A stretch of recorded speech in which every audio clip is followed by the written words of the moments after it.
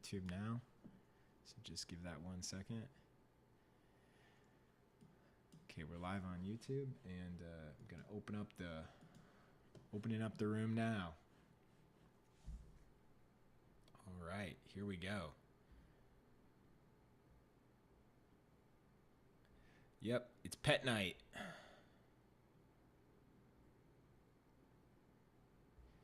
Yeah, Gianna's not home right now, so my dogs are going nuts in the other room. So I already apologize for the barking.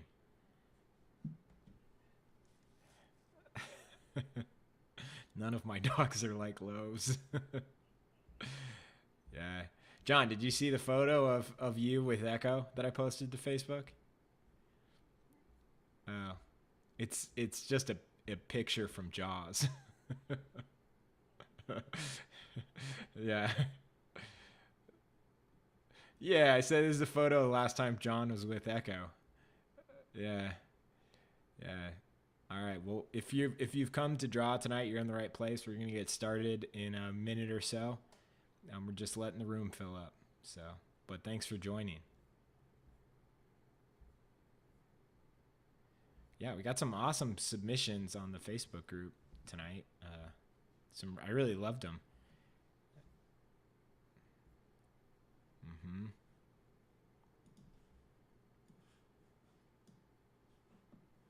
Yep. All right, I think it's time to go.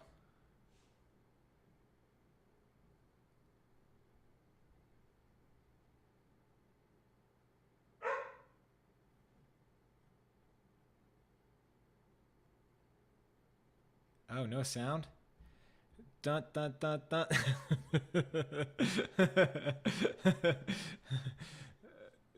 Oh yeah, that's all you heard. You guys let that. You all let that go on way too long before you said something.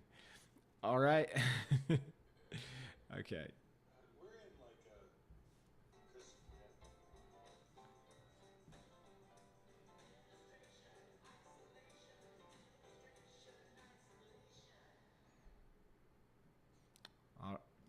All right. What a mess. Yeah.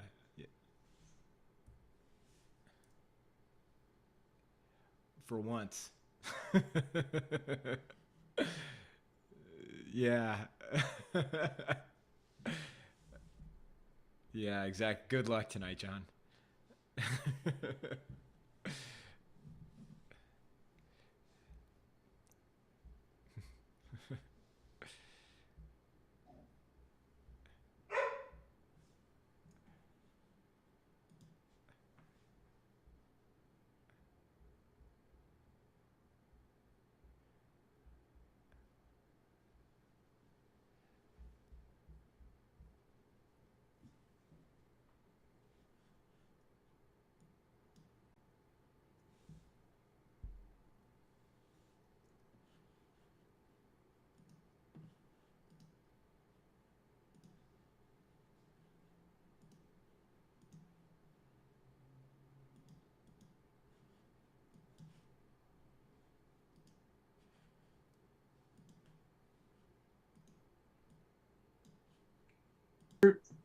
Sent me like 4 shots of waffles. This was my favorite one. There was a couple other really good ones too, but there's some real consideration to posing in this, of lighting.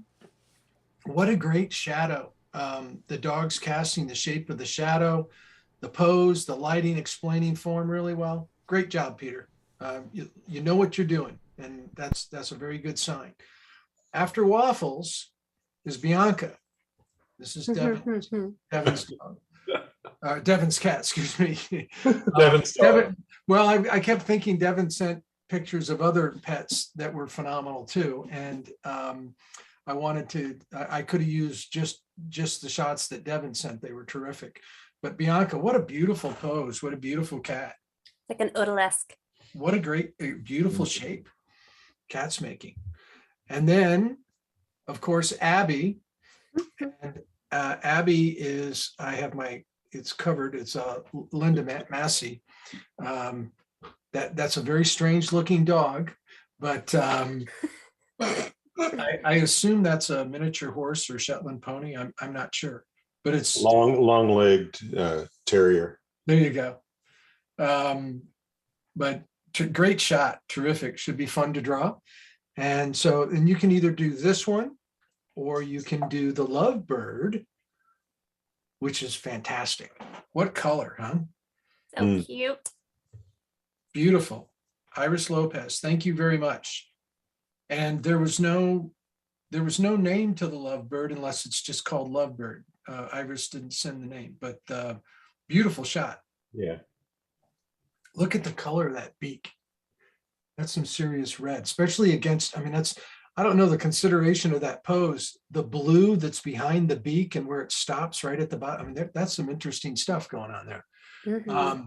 But I'm ready to go. We're gonna post to a hashtag illustration isolation in between poses.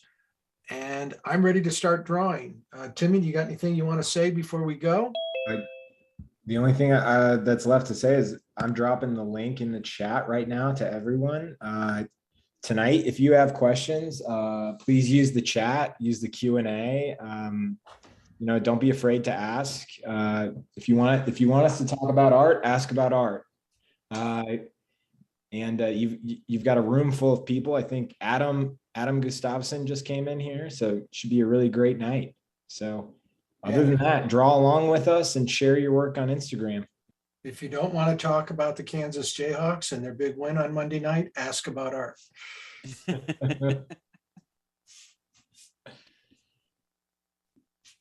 All right. Yeah, John, Studio Bridge really, we ended on time on Monday night. You're welcome. I had to, yeah, and I'm pretty much like, that was beautiful, Cassandra. Thanks. See you tomorrow. If anybody's wondering, Studio Bridge, our artist spotlight ended at 8 p.m. and the final championship game started at 8 p.m. A few minutes after. Okay. Yeah, but you don't want to be a minute late. I was there. Although I would have been happy missing the first half. Yeah, I bet. It wasn't pretty. So Waffles is a tripod dog. Peter shared the story of Waffles. I thought that was very sweet. I'm a big fan of rescue dog people, so it's great. Yeah, I wasn't sure. It almost looks like his paws up to shake. So I actually didn't realize Waffles was the tripod. That's awesome.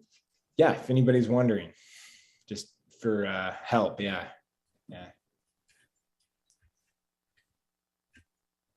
Being extra dignified. Most importantly, Waffles is a very cute dog. Mm-hmm.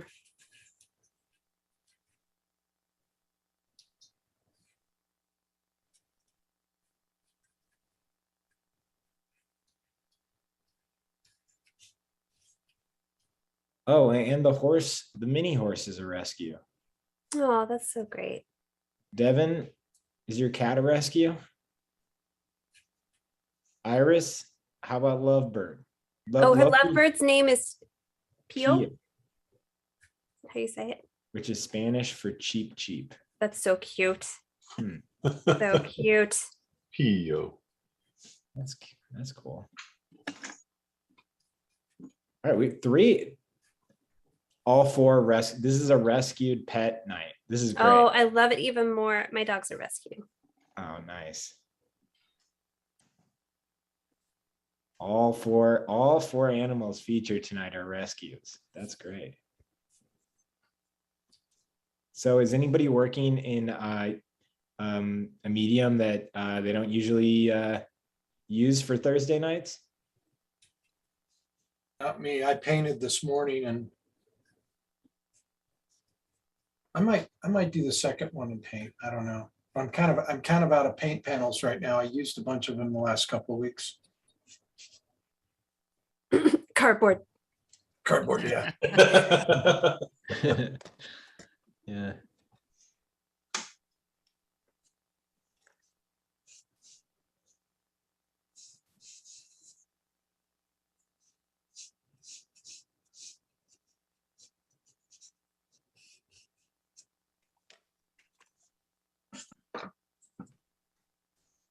Bill, what are you working with right now? Right now I'm working with charcoal, but there's a little bit of pastel kind of, it's been ground into my charcoal, so I'm getting a little bit of a duotone thing going on. And, Is that a good thing? yeah, Is that a planned thing? no, it's not a planned thing, but it's a nice surprise. There you go. What'd you Yeah. say, Bill? It's not a planned thing. But No, it's what before? Sorry, it's blow drying. Oh, wow, John, that drawing looks amazing. It looks like you started it like 10 minutes before we. Hey, you know what? I didn't. I started it about 3 minutes before we started. Well, Cassandra, I said that there's some pastel that's kind of ground into my charcoal here, and so I'm getting a Oh, little cool. brown with the, brown. I'll gladly admit when I cheat, because there is no such thing as cheating. That's for sure.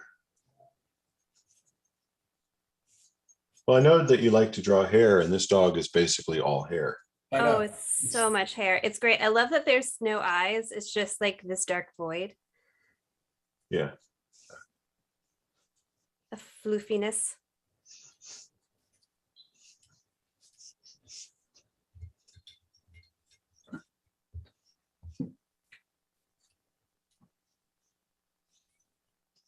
Adam, what are you working in? I am using that tray of liquid graphite that I got one Christmas again. Oh, And, cool. but then I'll probably be using ink and gouache and whatever I've got next The to me, I kitchen think. sink on top. Yes, that's how well how good my planning is working out today. Is it's all about proximity. Well, Adam, this is like home base for you. You do a lot of animals. I was very excited.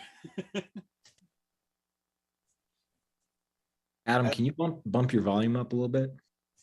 Oh, sure. I like keeping them kind of low, Timmy.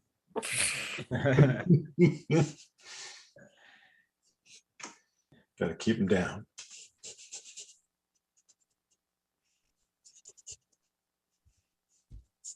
Okay, is that any better?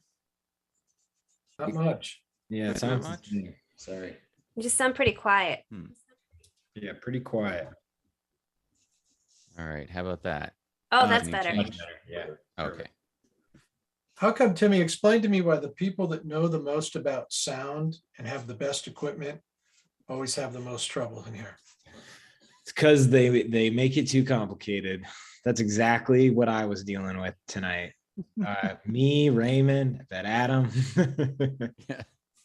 we got- All the musicians, and Adam's a great musician. Yeah. If you I follow didn't know him, that. you follow him, you gotta listen to his videos, man. They're amazing. Oh, there's Thanks, you're Tom. yeah, he's really good. That's right. Adam, what's your instrument? Primarily guitar, but I also play bass and upright bass. Wow. And I started singing when I had children, which I now realize was 20 years ago. So I guess I sing too. Oh, wow. I think 20 years would say Right. you've had the I can no, experience. I've no longer got the get out of jail free card of being a Oh work my in God, you have progress. 20-year-old children, Adam? I I would have have a guessed you were 20-year-old like and an 18-year-old. I would have guessed you were like a couple years older than me. Well, I'm what, 48. Oh wow. Young at heart. Yeah. Adam, you've been teaching. But a I long don't time. I don't seem smart enough to be 48. What was that? Adam, you've been teaching a long time too. So what I'm telling you, what happens is that your students catch up to you in age. Right. It's like I run across students that are like, I think they're older than I am. They're Oh, the yes. same age as me. Right. Yeah. Yeah. I even as it is now, I'm already sort of experiencing that where I've been doing it long enough that, as a whatever a Gen Xer is, I my first year of teaching was like the first year they started calling people millennials in my neighborhood. They all have kids who are in like middle school or something now. And I'm going, oh, you're another adult, like old enough to know better, like adult. I have students that like were at the Kansas City Art Institute when I was there, and they're like retiring. They're like retiring from Hallmark. You know, they've been there for so long. I'm like, what's going on? How did that happen? And I keep thinking, how old am I? Did I miss something? Yeah, see, I'm not there yet, but my college roommate qualifies for retirement for his 30 years as a public school educator. Wow. And I don't talk to him about that. Retirement. John, here's a question from Rebecca. Essentially it's like what works about the photo references that you chose? What did you like about them in particular? First of all, like this one, it's a great shape. It's a great silhouette. Just the contour, the interest of shape, you know, like a real big, simple area against, you know, real busy stuff. It makes a really beautiful shape and makes a strong silhouette, and it's lit really well. The lighting explains itself. There's a lot to draw there. There's a lot to dig into if you want to. And it's you know, transferring information in a drawing, transferring information from your reference to whatever it is you're working on, requires solid information. And the lighting explains, you know, what's cast shadow, what's core shadow, what's hard edge, soft edge. There's just so much variety and interest in the shot. And the others, the next one is just a beautiful silhouette shape of that cat against the couch. I love you know, you squint at it and it all comes together as this light shape, but it's broken up in really subtle, close value shifts. This one's different than that, but they're just fun. I don't know how else to. Well, also, like I'm looking at everybody's drawing and everybody's beautifully blocked it in because of those really easy to see shapes. Yeah. Yeah. I mean, it's you know, it's like a 3-value study. You know, I had to switch my photo to black and white so the color was distracting. Now I'm trying to, Bill, I'm trying to look at it in color to see if I can throw some color on top of it in places, and then There's some lovely burnt sienna around the nose. Mm-hmm. that's what I'm going for right now. Yeah, you can really tell that his owners give him chewing tobacco. As all good pet owners should, you know. Right. My dog is French. He just smokes filterless cigarettes. Have you guys read Greg Ruth's dog posts? They're from the point of view of his dog. It's hilarious. Yeah, I mean,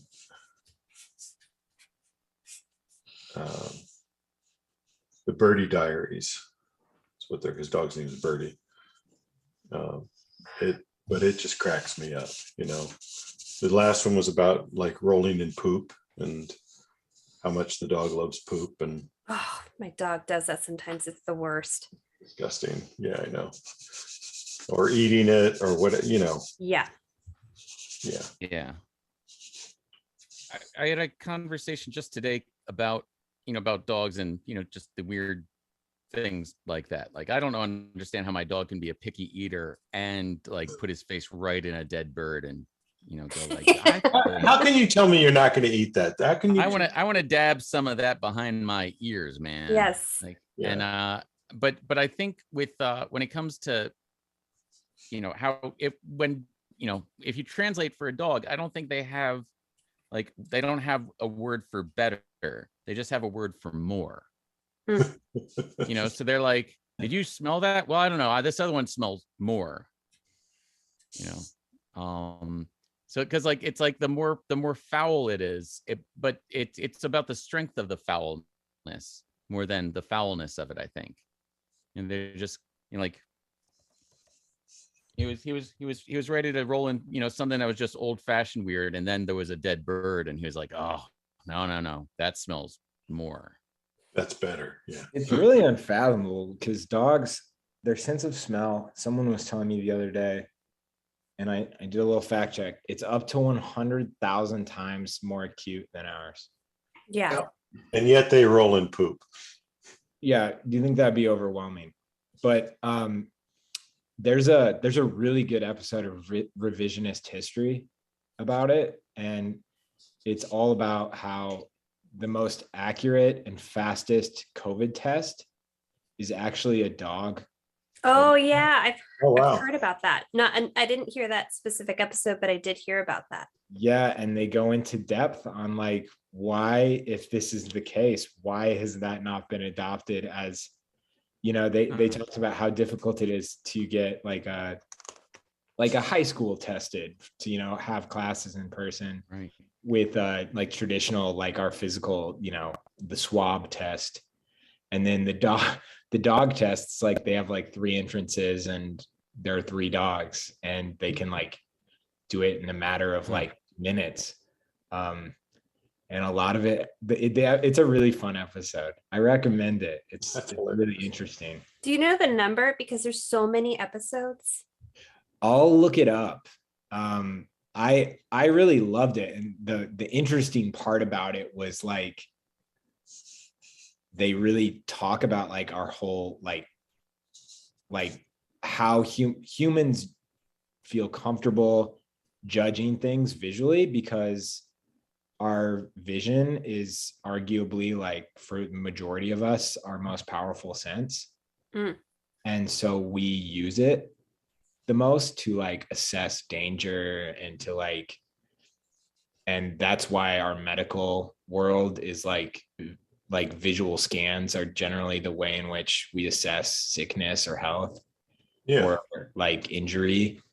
And it's not necessarily the best indicator of injury. So it's really, really interesting.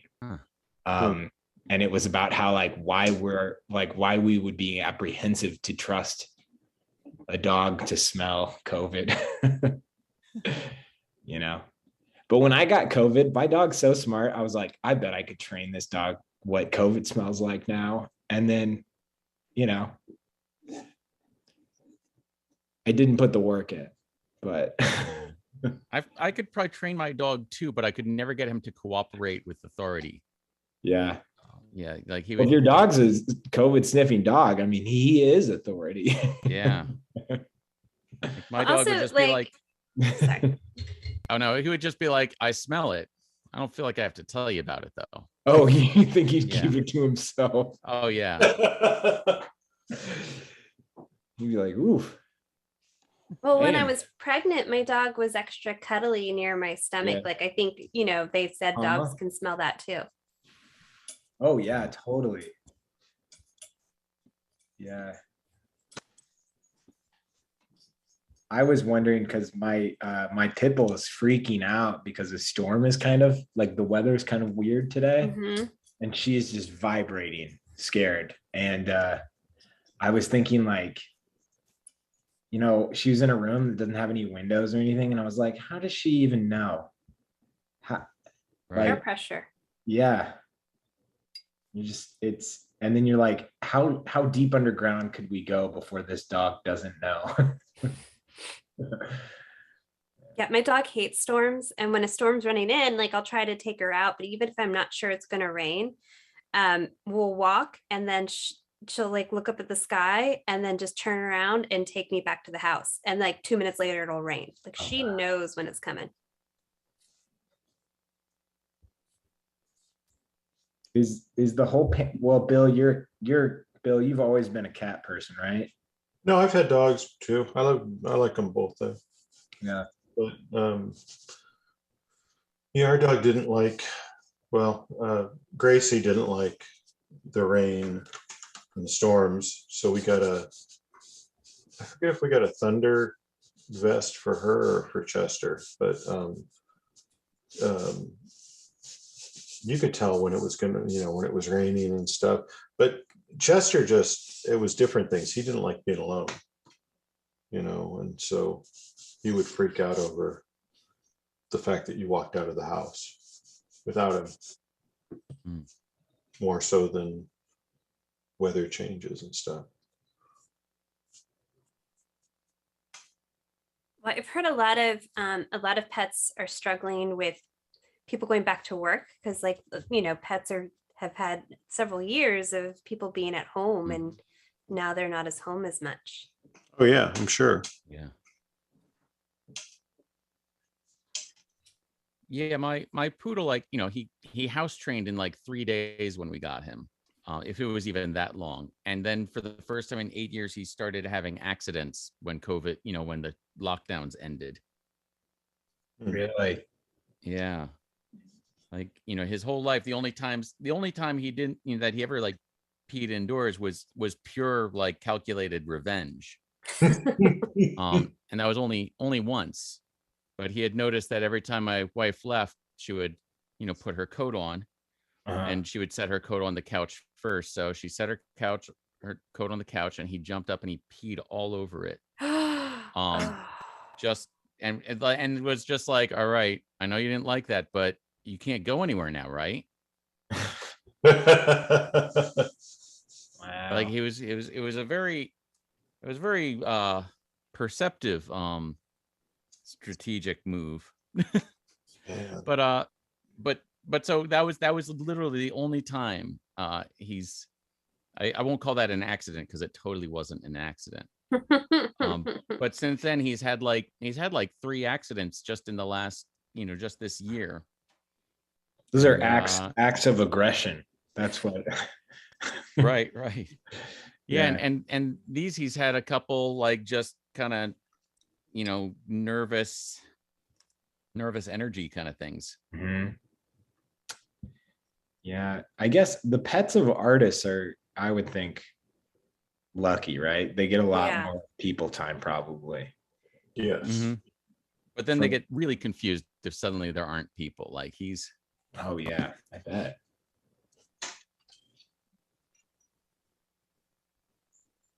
And you get like, the fact that teaching schedules and school schedules and things like that all kind of shift around. So the poor guy he doesn't know which end is up right now. Well, I mean, he smells them usually, and then he can tell, but not that kind of end. My cat, on nights when I teach, they just, or if I'm not doing whatever they think I should be doing at that moment, they start knocking stuff down, and they get really destructive. And they know what they're doing. Yeah. It's clearly acts of aggression. There's no, And now if you stopped what you were doing though, and you were like, okay, I'll pay attention to you, would your cat then be like, what? Who's talking to me? I'm just gonna lie here. I didn't need anything. What are you talking about? Yeah. Or they flop on their side. It's just like, that wasn't me, man. That was the other cat. I don't know what you're talking about. Yeah. Yeah, I mean, they're less, I think, technically less domesticated. So. Yeah. Does anybody have any like big projects they're working on right now? I have a small. I'm continuing to work on my nonfiction picture book. Oh wow, we're all it sounds like let's go around. Cassandra, what's going on with you? Oh, well, I have a mini solo to start working on, and I got to do that, and then I've got like a poster job coming up that's cool, but that's going to be like a ton of work. So I just have like all of and then a bunch of shows lined up around all of that stuff. Oh, that's great. Awesome. Everyone, this is the 5-minute warning on this first pose. It's 5-minute warning for the panelists. If you're in the audience, this is time to move on to pose 2. So be sure to post to Instagram using hashtag illustration isolation and @visual arts passage. I'm going to drop it in the chat. But at the end of the night, we're going to check out everybody's art. So please submit your work, and we're going to stream it to this room, and it's really amazing. And It's our we've got favorite part. yeah, it's so much fun, and we've got a good turnout tonight. So I'm excited to see all the art. And Devin and Peter and Iris and everybody's you're all gonna have some pretty good pet portraits. That's true. Yeah. The goal is to do a really good piece and see how much I can sell it to Peter for.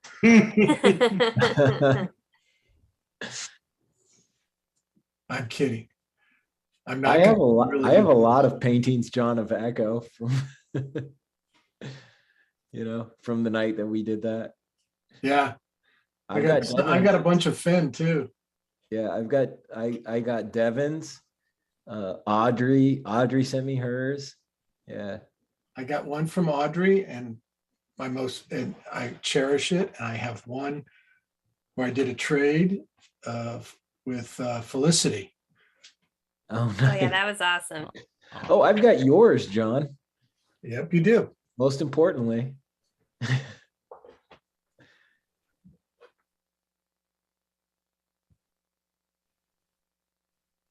This is too fun right now.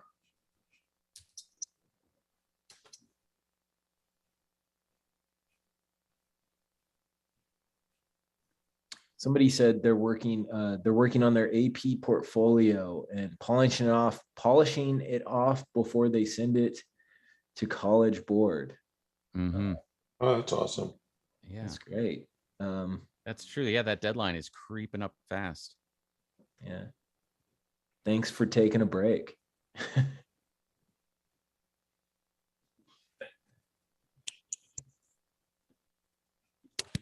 What's everybody else's projects? Adam was explaining something. I'd like to listen to his. Oh, okay. I'm continuing to work on this nonfiction picture book about UFO sightings for the Oh, that's University of New fun. Mexico Press. Wow. And on the other hand, it turned out there may or may not be a little hiccup in it, and we're hoping it just goes away. That relates to like the advisory board of the University of New Mexico Press. Have some concerns about a book about UFO sightings, but we're hoping they can be talked out of it since we're halfway Here through. comes the lawsuit. Yes. Really? They're lawyering up, Adam. But, yeah. Now, are your illustrations straightforward? I mean, I'm so familiar with your work being more tongue-in-cheek. So, like, how are you handling the subject matter illustratively? Are you allowed to say? Yeah, honestly, in my whole life, I think I've only ever gotten to do 2 books that were even relatively tongue-in-cheek, and one was the one I wrote. For the most part, I get hired for kind of serious, earnest things. Interesting. It's been like that since I started. So yeah, in this case, it's a lot of really, it's like a big technical exercise in like nightscapes and the evening landscapes, and if you're going to see flashing lights in the sky, it's probably nighttime. So this almost the whole book takes place in the dark, which is a real brain exercise for me. But I just finished I got to paint a double page spread of just nervous cows at night, which was kind of heavenly. And that's not funny cows, like actually just cows. I immediately imagined like a Gary Larson Far Side cow. Yeah, you know what I think a lot of times my personal work is pretty far removed from the things that people will actually pay me to do, which is it's not bad altogether in a way, because then I can sort of get anything I want to do outside of the job, and then like I have nothing to prove in the job, or nothing to like no battles to pick or, hills to die on. And I can just, do drawings and paintings. I don't know if that makes sense to put it. No, that it way. does. It makes perfect sense. So even when I, when I first started out, I actually built a kind of a quirky portfolio that was all like protest work of like things that weren't in the books I was illustrating that I kind of wished were. And so I always tell my students, like, whatever assignment I give them, if inevitably someone goes, "Oh, can I do such and such instead?" Or, "Oh, really?" And you're just gonna go like, do something else too. If you do something about that, it just manifests how much you hate this assignment, you'll probably do a better job on the assignment too, because it won't be, the one thing that's giving your life meaning this week. Hey, this is the hard out on pose number 1. So we're moving on. I'm walking around the room to check out everybody's drawings. Adam, that's great. Oh, thanks. Oh, that's very cool. I gotta check these out. Hold on. Bill, you want to toss yours Oh. back up? Yeah, That's great, Adam. Oh, thanks. Perfect. let's see. Oh, That's great. That's beautiful. Nice, Cassandra. Thank you. Oh, that's Nice. fantastic. Beautiful. Oh, that's great. Fantastic. That is nice. It's a very noble looking little dog. Yeah, it really is.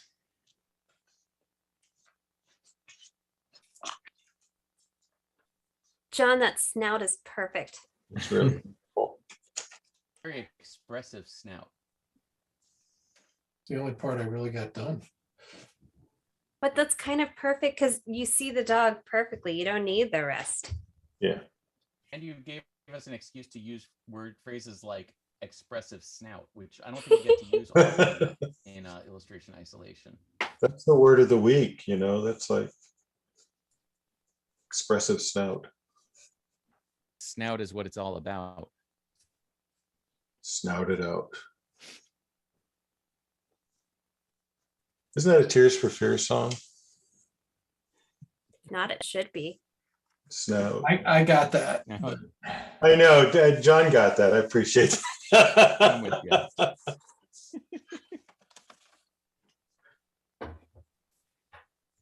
It rhymes. Peter is going to need help budgeting the working out a budget to purchase all of these drawings.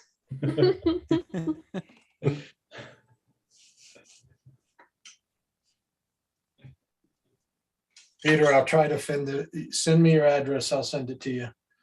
Yeah. Yeah. I'll try to finish it up and make it look better than it does now. It looks fantastic, John.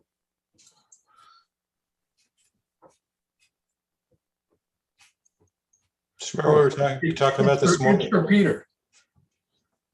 Peter does great work, so you got to send him your best. Well, we were talking this morning about leaving, a lot of things, parts of the drawing undone and just focusing on one area. Yeah, I could do that. I could go to line real easily in the back of this. Yeah. And that was kind of maybe part of the plan.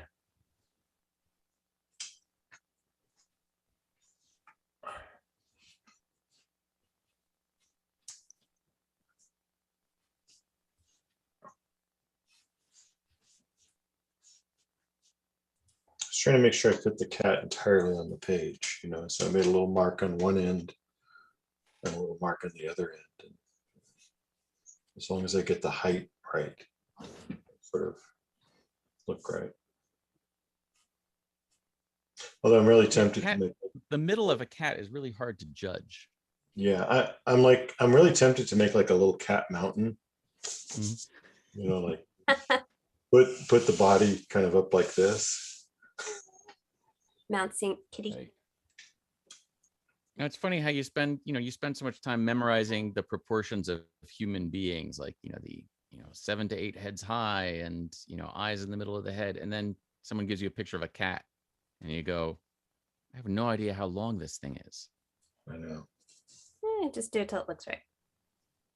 Yeah, I know. But the line in between there sometimes is like dog, polar bear, jackal. True. So true. Masa. I've never accidentally turned a cat into a pigeon, but I'm sure it can be done. Maybe that should be a challenge for yourself. Adam's next children's book. I look forward to seeing the Instagram post.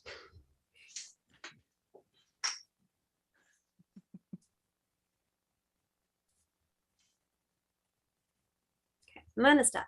I gotta stop, but it's just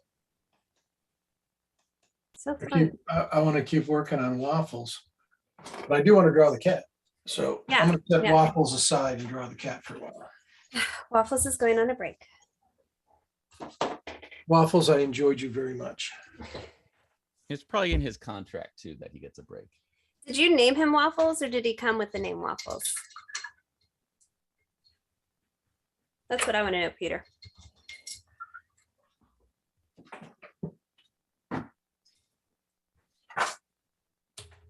Finn's going to go drool on him. So, no other dogs in the household, Dad. Let's see, I think we gotta. They named him Waffles. That makes me happy. The shelter name was Toby. Yeah, shelter and breeder names are always so safe. Like you always have to.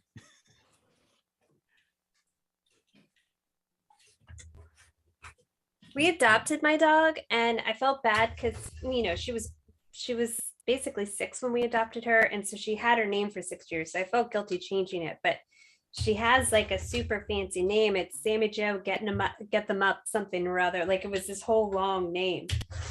Yeah, I think at shelters they usually have to name so many animals. They have like that's why I think so often they'll go by states or like movies or TV shows. Yeah, I think it's basically like Oliver Twist, right? Or yeah, our dog was he's named like Brother Gray Hunting. Brother Gray. Brother Gray Hunting.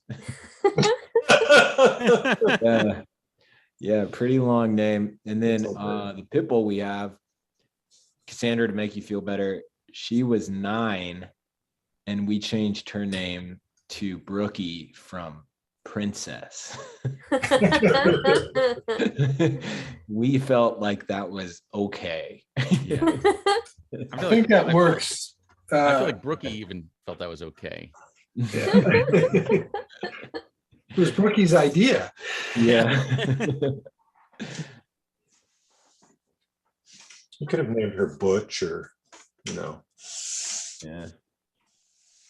I really want to be able to name one of my pets because I've forever wanted to name it Socrates in honor of Bill and Ted's excellent journey, excellent adventure. Yes.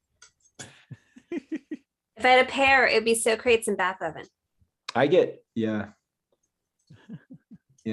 I've always felt, and I've grown up with so many animals in our house. Like the average dog count when I was growing up was like 5.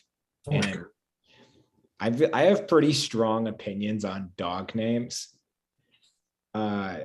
based on, because I think it depends on if you want the dog to be able to respond to training or if you want to be able to find the dog when they're lost. You really want a name you can yell. Right. Did I tell you my brother and his wife had named their dog Peter Jennings? Oh, that's a horrible dog name. So like Peter Jennings. So my sister-in-law used to like watch the news growing up and love Peter Jennings. So she did it as an homage to him when he passed away. But like, it doesn't feel like so much an homage when you're screaming at Peter Jennings to not pee on something he's not supposed to. Right. Right. Have you seen Peter? You're going through the neighborhood looking. Have you seen Peter Jennings? Yeah, it was very awkward. Yeah. Yeah, you want to, and there's this isn't my original thing. This is like, if you go to like training websites, they have like a formula for like best names for dogs for training that the dog can really hear. And it's always like a really powerful consonant, and it should end in a vowel. So crates would be perfect then. Socrates. Socrato. Yeah. And that way, when you when you ask people like if they've seen Socrates, they can tell you like that he's in the back of look in the index under Socrates. Yeah. Well, I would love that people. I'm read his reversing the thing, joke, but Yeah. trying to correct it. Yeah, try to correct me on his name. yeah.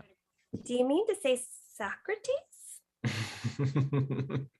I have a friend whose dog was named Rothko, and people at the dog park, no matter how many times he would tell them the name of the dog, would insist on calling the dog Roscoe, and then he'd realize that everyone thought that he also had like a debilitating lisp. Hey, John, students asking what type of, I know we've talked about this before, but how would you describe the paper you're using? I know it's Academy paper, but I would describe it as pretty smooth. yeah. Just a mid-tone cover stock. It's not a heavy cover stock, but it's smooth. And I love what pastel does with it, because it's very reactive against the smooth paper is very reactive, or active, I should say.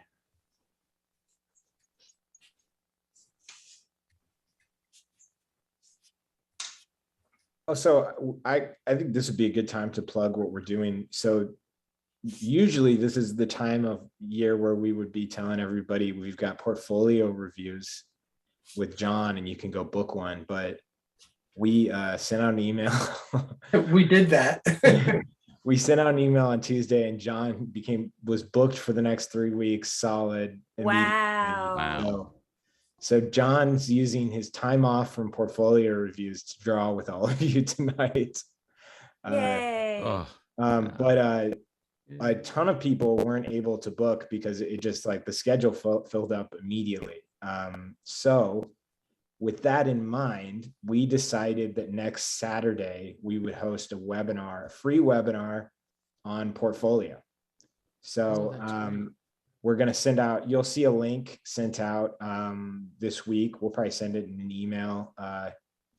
Probably on Monday, we'll send out an email, but it's going to be all about portfolio. So if you're interested in kind of, or want to know what makes a good portfolio, we're going to have a few artists there, John, and the concept art program's showing up. They're John Neimeister, Lake Hurwitz, and Vivian Costi have all said they're going to attend to speak up for what the entertainment and game arts world wants in a portfolio too. So it should be a really fun Saturday. That's awesome. Yeah.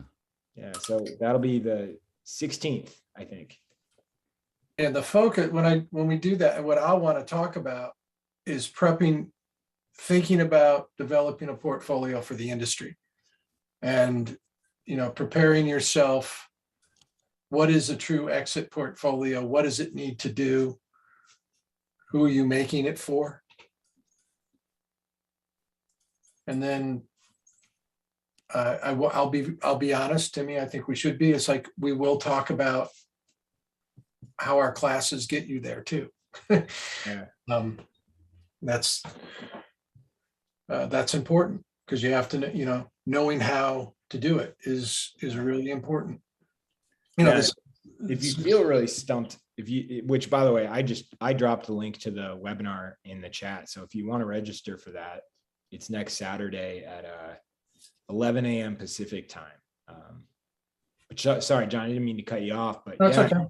It's a huge part of our program. I mean, if you're really stumped with your portfolio, or if you don't have a portfolio, I mean, especially if you don't have a portfolio, that's what our program is all about. We don't give you a diploma, we give you a portfolio. That's you give it to yourself. You build it over about a year. I think that it's a great line that, Timmy, I think you were filming Sterling when he said that. And it's like, art students don't know what they don't know. And I think a big part of art education is identifying what you need to be successful. My theory is art school should help you do that. I don't think everybody does, but I think that you work with a group of professionals that will be very honest with you about, okay, here's what you need to do to develop yourself for the industry. And I think it comes best from people that work in the industry because they have the most accurate current information. And it's knowing what your outcome should be really determines what you should be focusing on in your education. There's all kinds of, you could study art forever and never be prepared. The idea of developing something that is industry ready or that it's going to get you started, I think is the most valuable thing. Adam, I asked this question to Dale recently, and I said, Dale, can you remember when you first started making a living as an artist, what that felt like? And I think every artist that makes a living as an artist that uses that as their livelihood knows when that happened. Yeah. And that was like the demarcation day of, okay, I may not be great, but I can now work on this all the time because my income comes from it. And that's what I can focus on. And we kind of built our program around that concept. Get started. Someone asked a good question. Are you going to record the portfolio webinar so that somebody could watch it later, possibly? Yeah, I just in the chat. Yeah, it's going to be 2 p.m. Eastern time, 11 a.m. Pacific. It will be available on demand. So if you want to attend, just register now, and you can attend live or watch it on demand. How long is the webinar? As long as it needs to be. Okay. Yeah. Between an hour and 90 minutes, probably. Yeah. Okay. Yeah. But yeah, another thing to mention also is we've got classes.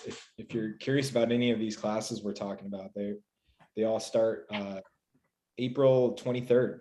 So this is our spring break for me and John, which John's spring break involves talking with about 70 art students.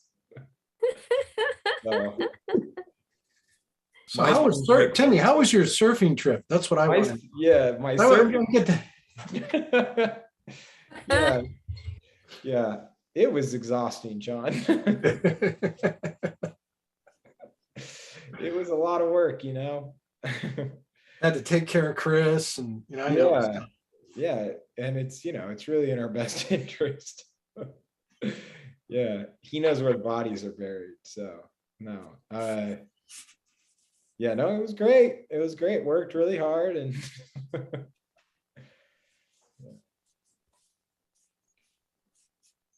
Hey, Adam, someone wanted to know about what the materials you were using.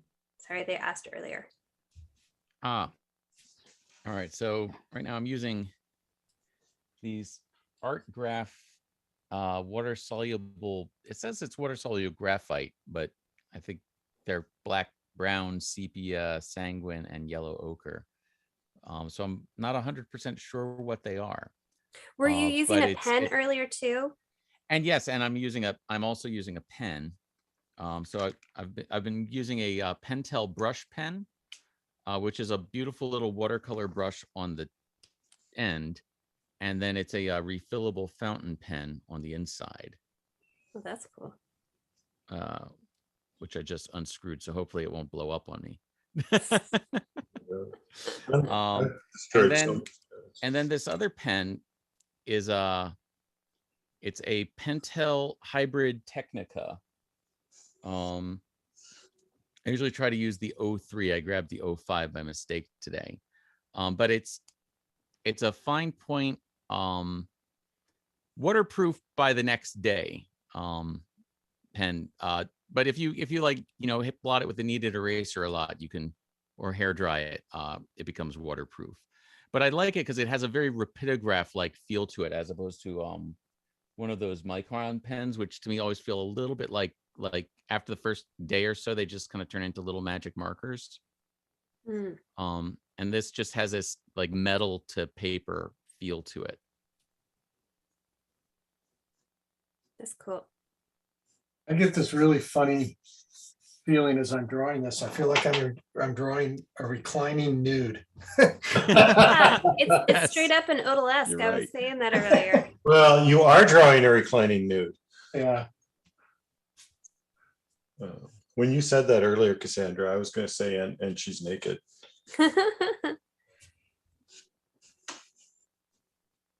Yeah, it is kind of like it reminds me of Titanic.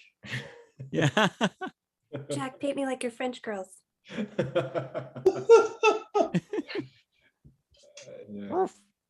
It's the right couch material too. Yeah, It's it's nice that it has a good paisley pattern. Yeah. Devin says she's such a queen of a cat.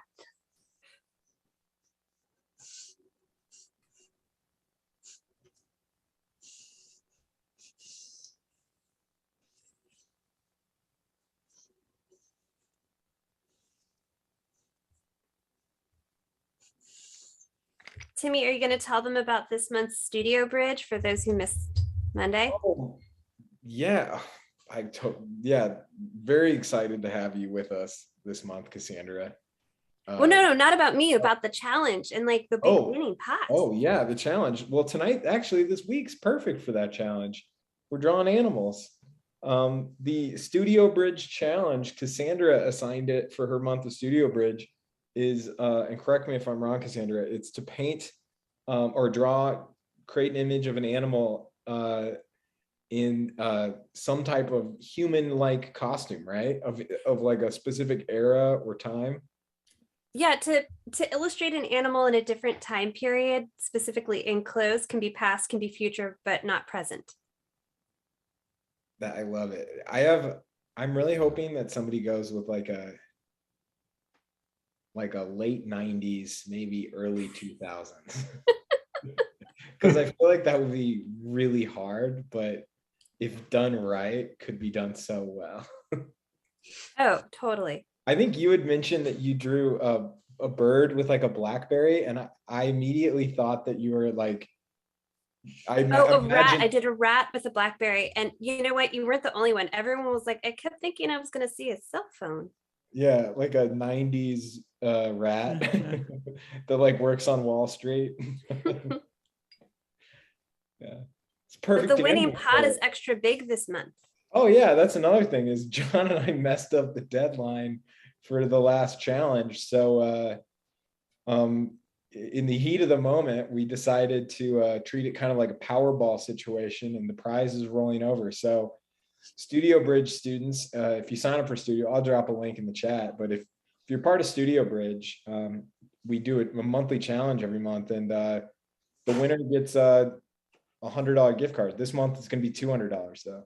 So, yeah, Studio Bridge is, if you can't afford the mentorship and you still want to be part of a community and continue to learn every week from new artists, we have some amazing guest artists every month. Cassandra being the April artist spotlight, but it's really awesome. I just don't want people to miss out on like an awesome gift card opportunity too. I know. And what you get is $4.19. Historical. Oh, Go ahead, Bill. I was going to say, what you get is Cassandra will be doing 4 talks. She's already done 1, and you're going to go over. You probably went over your history and then your process and approaching a finish, and then creating finished artwork, answering questions. In addition to that, we draw Thursday mornings. Well, for me, it's Thursday at noon, but and we talk, John and I look at drawings and give people feedback. There are free critiques. So you can submit work and get a one-on-one critique on the work from, mostly it's been John, but I know that if he gets too busy, there's opportunities for other people as well. So, and it's free to join for the first 2 weeks. So.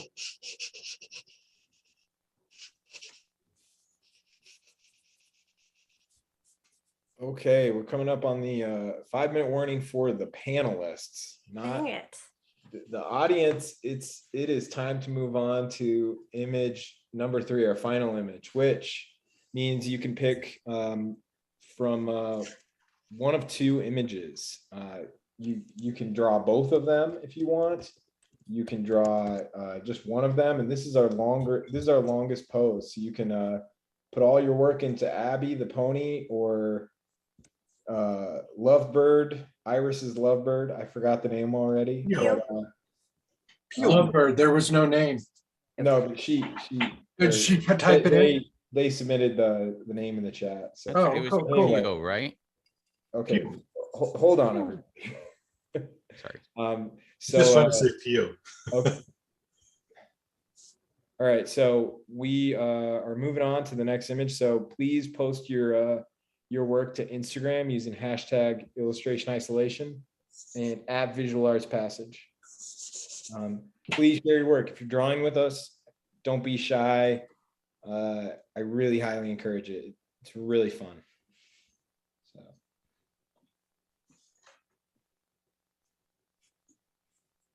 Adam, I love the cat. Oh my gosh, it looks Oh, amazing, thanks. Adam. Thanks, guys.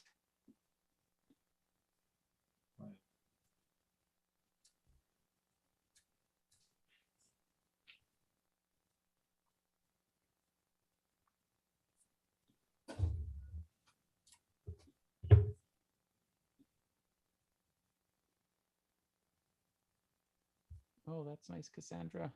Oh, thanks. Now, Cassandra, as another person who paints a lot of animals, do you ever?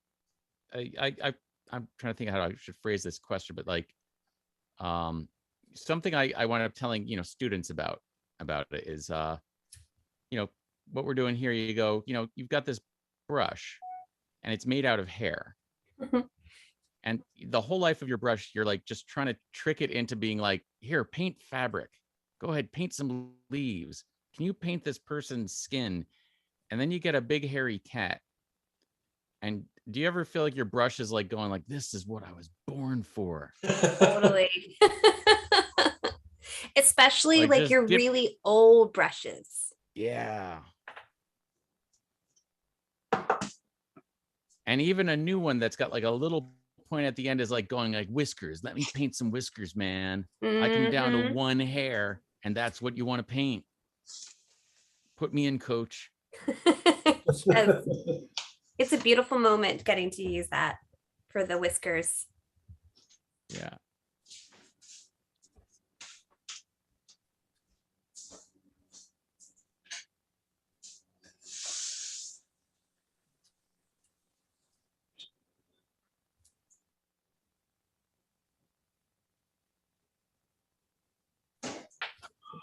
Oh, John, I love that you're handling that like a beautiful nude.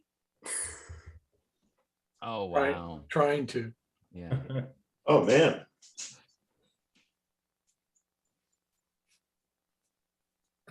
Now you put pressure on me, Cassandra. Sorry for calling out its awesomeness. Damn, I'm gonna totally choke. Sorry, that's a sympathy laugh.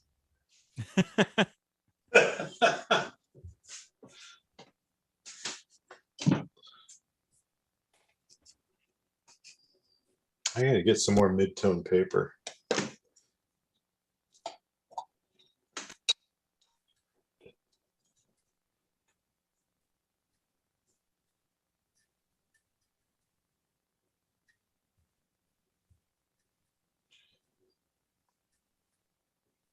Could always use a paper bag.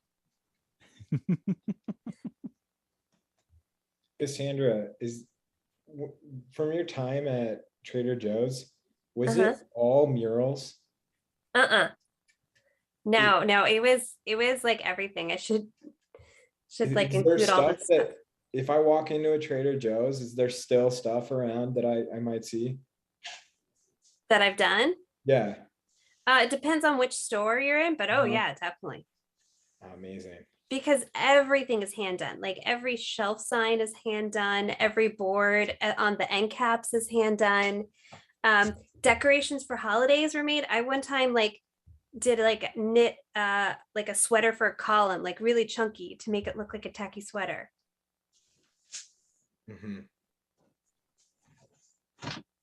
I was thinking more about that the other night when you were talking, because I thought, wow, I mean, I don't know too much about, how Trader Joe's treats its employees or anything like that. It seemed like you had a really positive experience working with Trader Joe's. But I was thinking like, it's pretty incredible that they put so much work into offering like original artwork in their stores from like local artists. Yeah. No, I mean it's amazing that they really do think that it's important and makes them unique, and other stores have kind of tried to mimic it without having to do like have original artists in the store. So it's funny to see like the poor man's version in another store being like, dude, you got to put in the time, you got to have someone do it.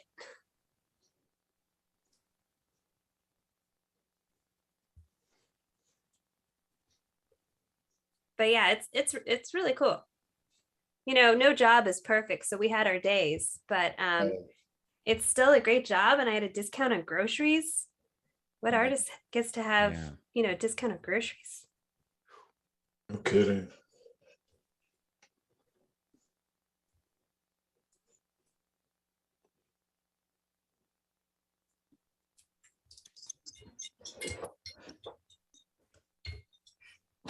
Okay, so the panel, it's about time that you move on. And I hope the audience did long ago. Don't be like us kids. Yeah, so this pose goes all the way until 7:45. So for the next, quarter till. That's what it'll go to, wherever you are. How do you all feel about the daylight savings news from this year? As a parent, I'm ecstatic. Yeah. Because, my kids don't change with the schedule. Right. They don't hear time change and then alter their sleeping pattern.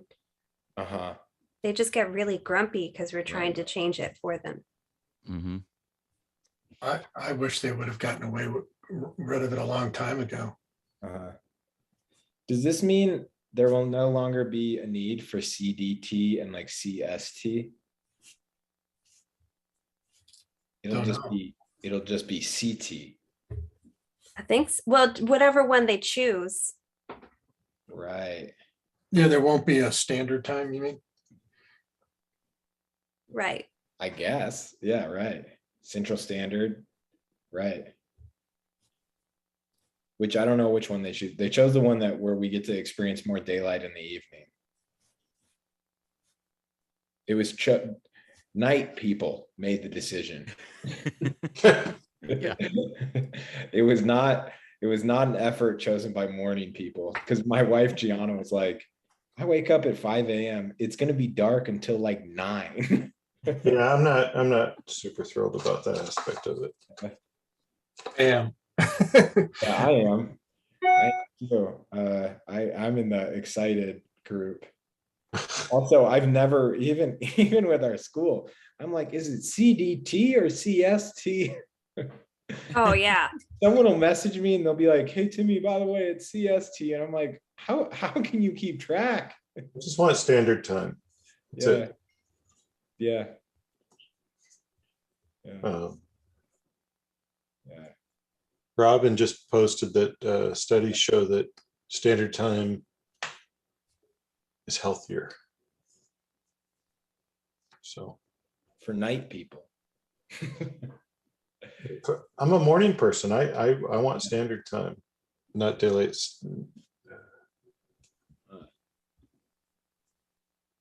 Yeah. Anyways.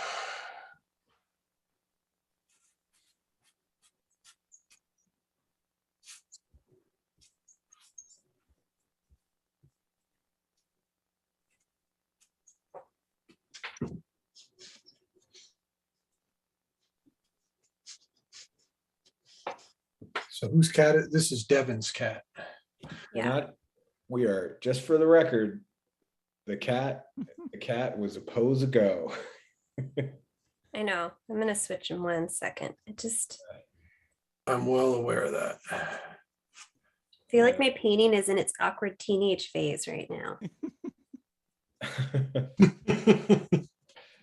Yeah. It's a good way to put it. That's good though. It has a little acne. Right.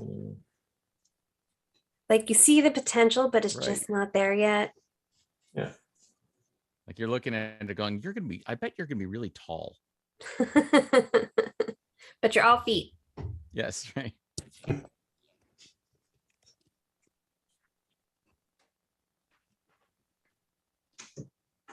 Somebody asked, Bill, are you painting directly from the tube? I was, yeah. And That then, was cool. I saw that. thank you. Yeah, I was. And I do that sometimes on larger oil paintings because it's just faster. And so, yeah, so I started out by drawing with the tube and then got some cool textures. And now I'm going in with some darker colors, darker values.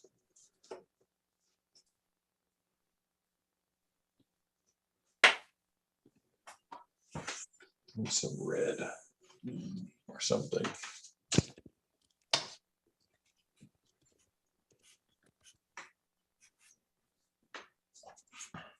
Is that is it risky to go straight from the tube, Bill? I imagine that could get pretty expensive pretty fast. Not really. I mean, I'm going to put paint down at some point. So if typically when I approach a big painting or something, I have a pretty good idea in my head what I want. So there's not a lot of changing where things are. And so, you know, I can just sit there and I've already gathered my reference. I've already, you know, figured it out. It's just, I'm just drawing. Usually it's just a thin drawing, you know, about the width, the lines about the width of the, you know, of the end of the tube. And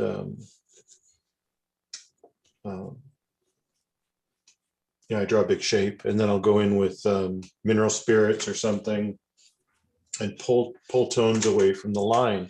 It's really similar to drawing with a flare marker, you know, or a water soluble marker, and then taking a little water or spit and putting it on to turn it into a tonal thing. What he's not saying is it's super gutsy and bold. So that's cool. Oh, is it? I don't know. I Yeah. just, oh, Yeah. sure. I'll take that. Because like pure pigment is really bright and strong, and you just like went to it with yellow. Like that's exciting to watch like someone begin a painting that way. I'm always like a muted tone to start off. Oh, thanks. I appreciate it. Yeah, I knew that, you know, it's the color of the bird. And so now I'm just, it's getting more muted as I go. But I really like that bright orange and kind of peachy orange color on this bird. And it seemed like a yellow would be a good thing to hold it together.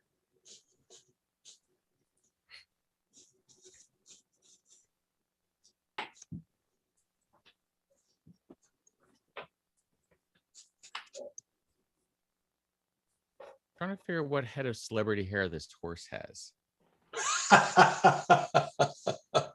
I was thinking early Tom Petty Yeah, I'm Yeah, almost Bon going Lita Jovi. Ford, 80s Lita or Ford. Iggy Pop. Oh, that could be. Oh, I think you're right. I think it is a Iggy.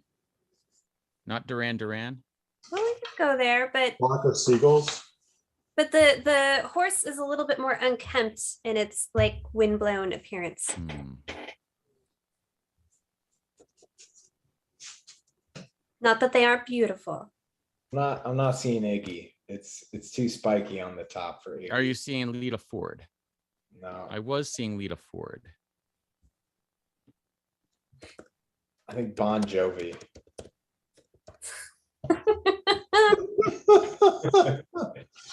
It's got that quaff.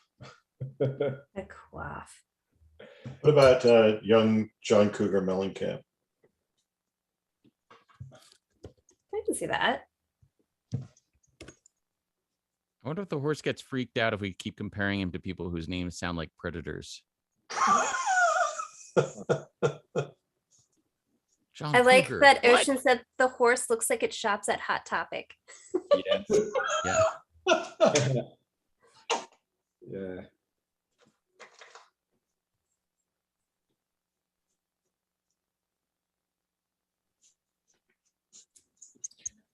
Somebody just asked about like if our courses prepare you for the industry. A big part of our programs are it's our mentorship programs are really designed to help you start a career as an illustrator or in the entertainment and game arts industry. So it takes you every step of the way. The last course in the program is called Career Development, and it's highly focused on figuring out how on the nitty gritty aspects of starting your career. So that's, whatever is the cutting edge of getting the attention of art directors or studios. You get a lot of hands-on guidance on how to do that.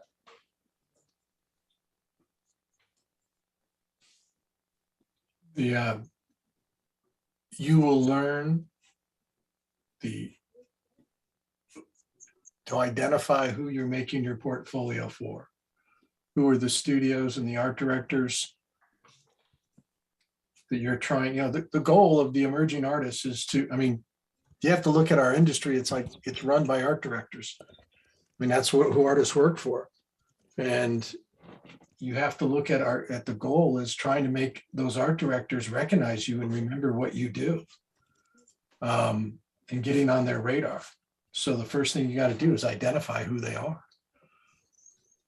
You got to know who you're making a portfolio for. What's the function? What are they looking for? And then we work on developing. I wish Dale was here to talk about that. That's his class. I teach it. I've taught it a while, and it's all about identifying your direction and path. Now, illustration can't be judged. Illustration or concept art can't be judged without knowing the parameters and what it was done for. The function of it becomes incredibly important.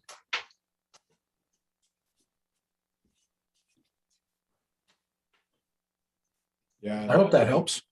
Yeah, they asked about like, is it part of it like marketing, getting your name out, and yeah, that's a huge part of it. Like in the portfolio class, is very similar. On the concept side, it's the world building class where you're identifying who you're making your portfolio for. But it happens in the portfolio class on the illustration side, and the portfolio class, and then the last class, the career development class, is like a continuation of that, where in the portfolio class, you identify and you start to develop a body of work aimed at and directed at a group of art directors. Function, story, aesthetic, whatever's appropriate for those art directors. And then in the career development class, you're literally putting it into action. You're calling on them, you're designing your website, you're aligning your social media, sending out, learning how to create a newsletter, an introduction email, and you're calling on them. You're putting it into action. Yeah, I was talking with Dale about it. A lot of it's learning like what's weird and what's cool.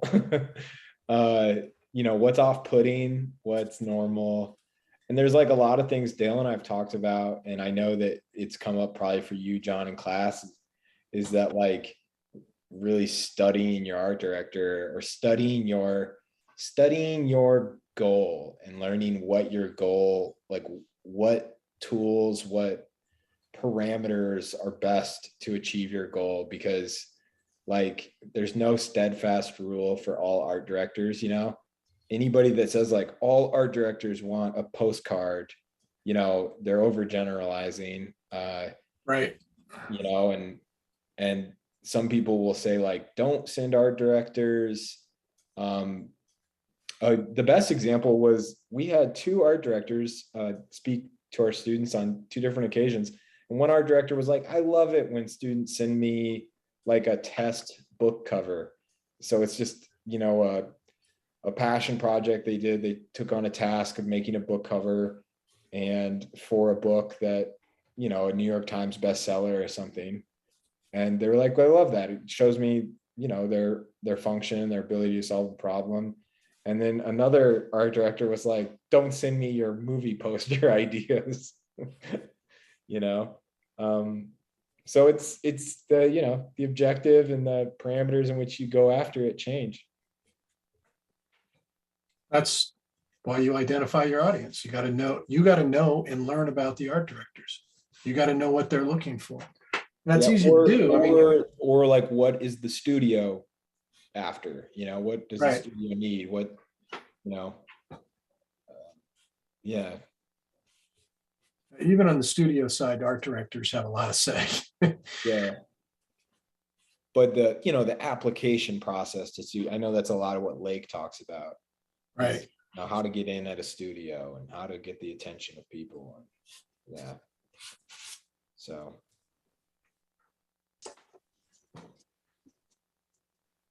And,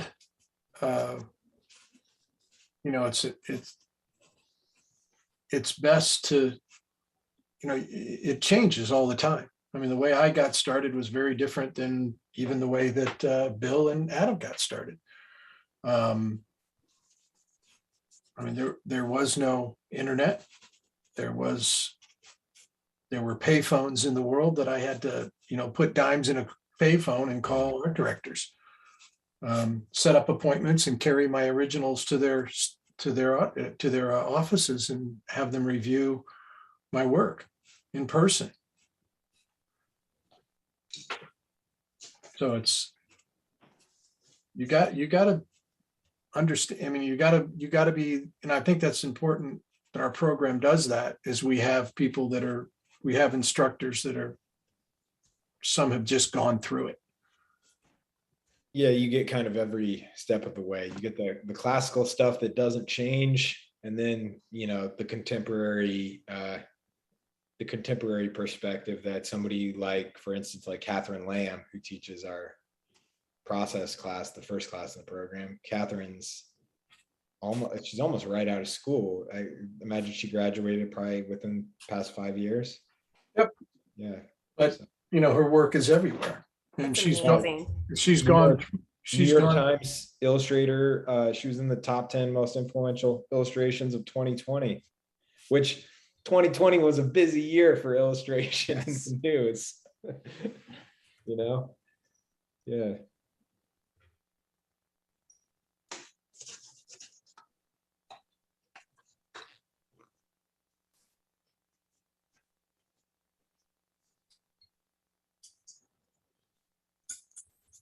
So John, when you were using payphones, did anybody ever did you ever have to be on the phone and somebody was waiting to use it after you? I don't remember. Well, it's always in the movie. Somebody Totally. Oh yeah. They always like, they hang it up, they grab it from you and they hang it up and then they make their call. I had a meeting at McGraw-Hill when I was first starting out, and a guy that I'd gone to college with was working as a book designer there, and he arranged for me to come in and meet his art director. And so I had to go to the building and call him from the street, at a payphone. First payphone I went to ate my quarter. The second phone I went to also ate my quarter. Third phone I went to, I realized I didn't have another quarter. And just at that moment, a man came up to me and said, "Hey man, you have 50 cents?" And I said, "I'll tell you what, I give you $1. I'll give you $1 if you can give me 50 cents, if you give me a quarter for this phone." And I don't know that it might have been like the moment where I was going like, wow, this is how to know that your day is not working out well. Anybody want to guess how many payphones still work in the United States? Oh, I'd love to know this. Yeah. Throw out some guesses. 1,000. 1,300. All right. 2,400. 100,000. So it's still thriving. That's a lot. Yeah.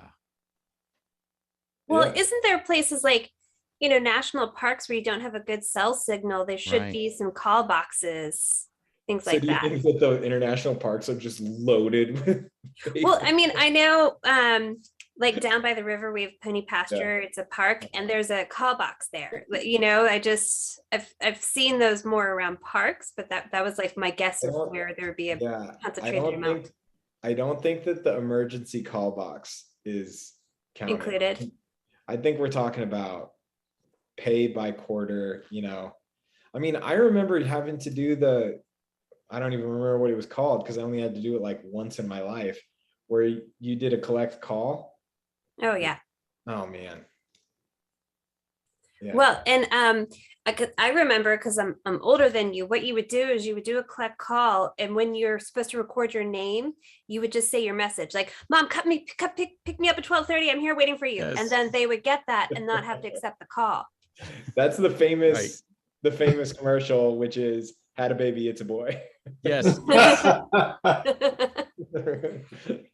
Eats a boy. Amy, you'll get a kick out of this.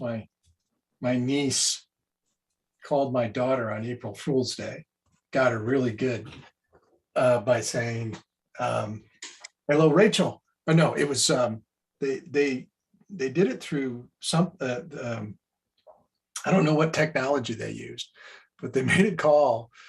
She had somebody else do the call as if she was calling from a jail.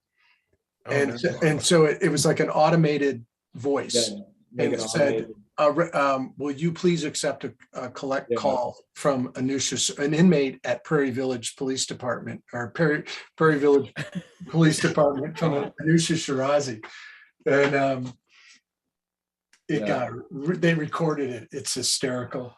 But the pause, when she asked her, said, she's like, "Rachel, you got to get me out of here. My mom can't find out," which is my sister. And my mom can't find out.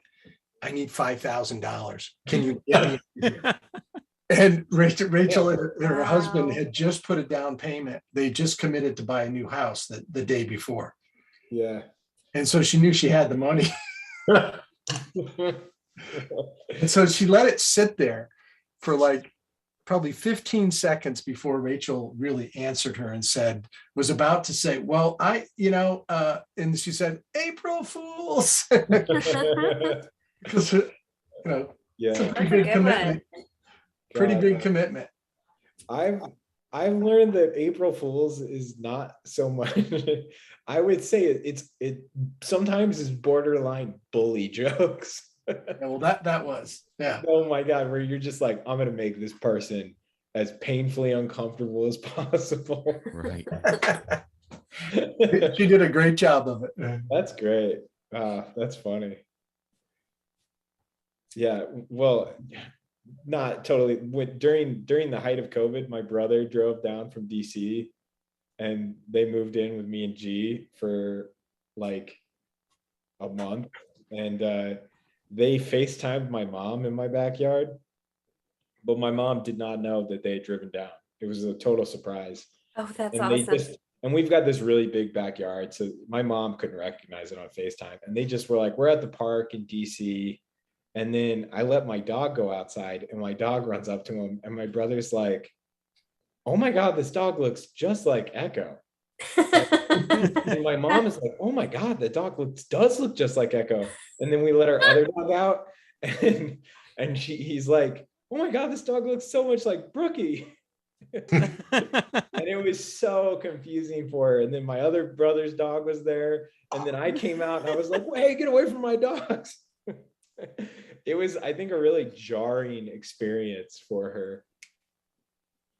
How long did it take for it to become funny to her? Because I don't imagine it was initially.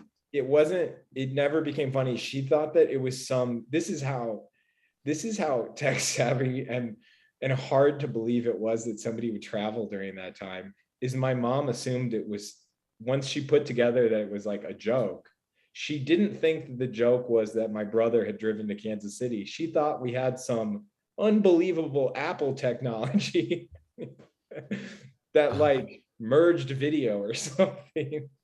Well, I would say you are pretty tech savvy, Timmy, so I could believe that she could fall for it that way. I appreciate that, but she was like, oh my God, how did you guys do that? And my brother's like, what do you mean?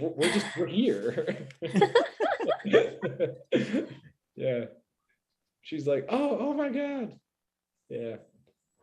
That's pretty fun. Yeah. That was I would say a friendly prank. Most of the April Fool's jokes, I feel like, generally feel cruel to me. You know.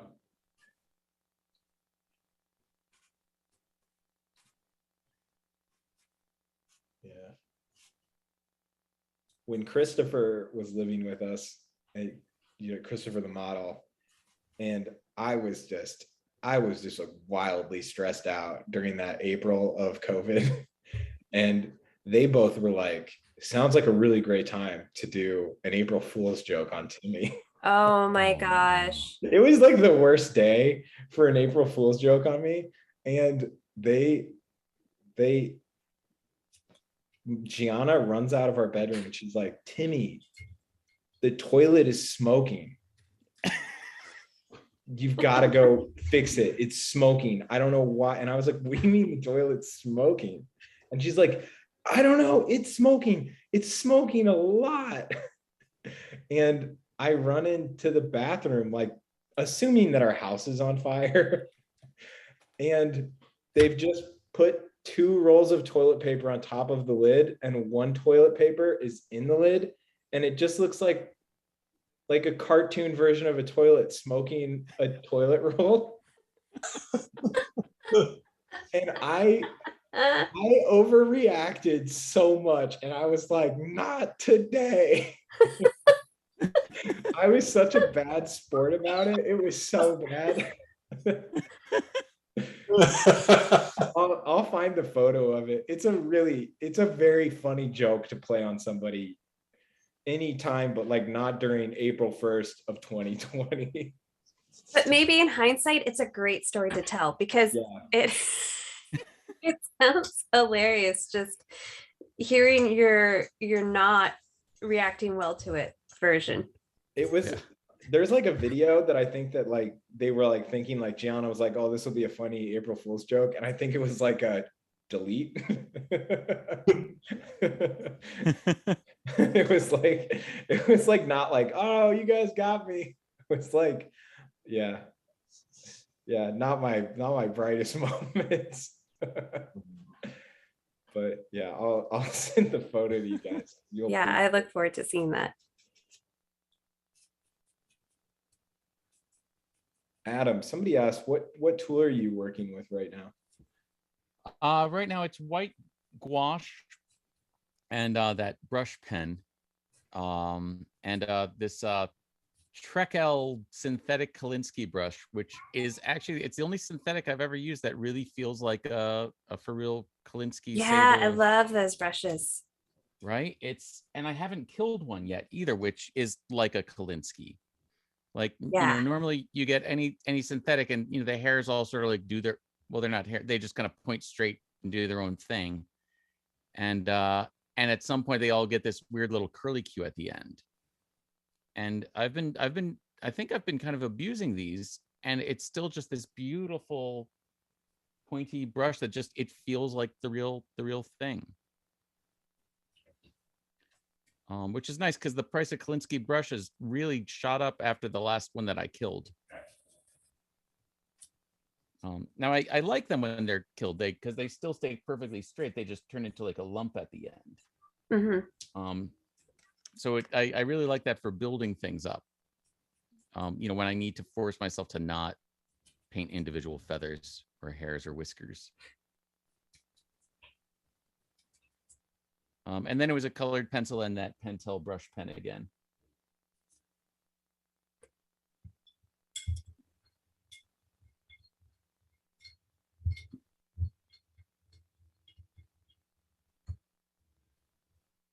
That beak is so bright, it's hard to get the right Yeah. color for it,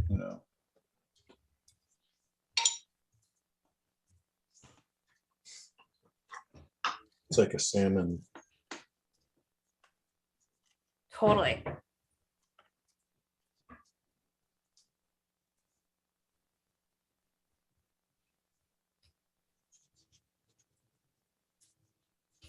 I'm going to take one from Bill's playbook and paint it right out of the tube. You got to stick the tube up to it though. Oh, that's true. Yeah. Oh, that's true. Yeah. I am still using a brush. I didn't actually draw with the tube. I'm still learning. What an amateur. What is this, amateur hour here? I show you how to do it, and you still use the brush. What is it? Oh, somebody's gonna kill me for that bad accent from somewhere. Well, I was worse first, so you'll look better.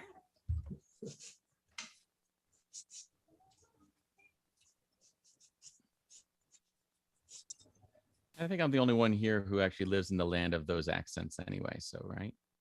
That's true. That's true. Yeah. So you should be excellent at it. Right. Well, it depends on whether you want the Jersey City one, which is this kind of stiff upper lip, or if you go over a couple miles and get into like Secaucus, you kind of pinch the corners of your mouth. It's they're like a mile apart, but it's a very different accent. It's just this pinched corner versus the stiff upper lip through the nose thing. So dot on. Yes. Oh my God.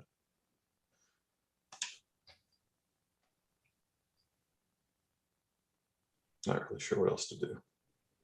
Cassandra, that's lovely. Oh, thanks. Oh, I feel like it yes, has a that long is. way to go. Let me see what everybody's doing.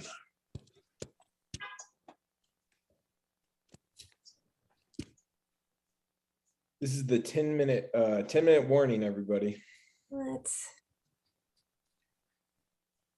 I was going to say what, and then I Sandra, that's remembered that beautiful. I started and abandoned 2 ponies on my way to this bird. Oh, the pony was beautiful. I knew I wanted more time for it, so I didn't pick it. That's lovely, Cassandra. Oh, thank you. John, did you always have a lot of animals around? Because you kind of grew up in a rural part of the. Yeah, we always had a horse. Did you really? I didn't know you had a horse. We had a horse. And we had usually 2 or 3 dogs, cats, chickens, crow. And all kinds of fun stuff. Crows are really smart. They Very are. Very smart. Crow he used to mimic my father all the time. He was out in the studio with him all the time. They're very bright. I'm kind of curious in the audience, who thinks they have the wildest, no pun intended, like outlandish pet? I'm just curious. Did anybody ever see the documentary on Ethel Kennedy? I am not familiar with it. Is this Like Robert Kennedy's wife? She actually got a seal at one point for the kids. They had like 9 kids. Really? Wow. Yeah. It's called having too much money. Deal. Wow. When And, we and went time. Yes. And Yeah, when we went surfing, this was really adorable. It was me and Christopher, and there were probably 2 other people out on the water, and this girl was probably like 50 feet away from us, and this seal just would pop its head up and was just staring at her, and then she would catch a wave in, and this seal would swim in with her. Like, I don't know if it was catching the wave. It would swim up and follow her all the way down the beach.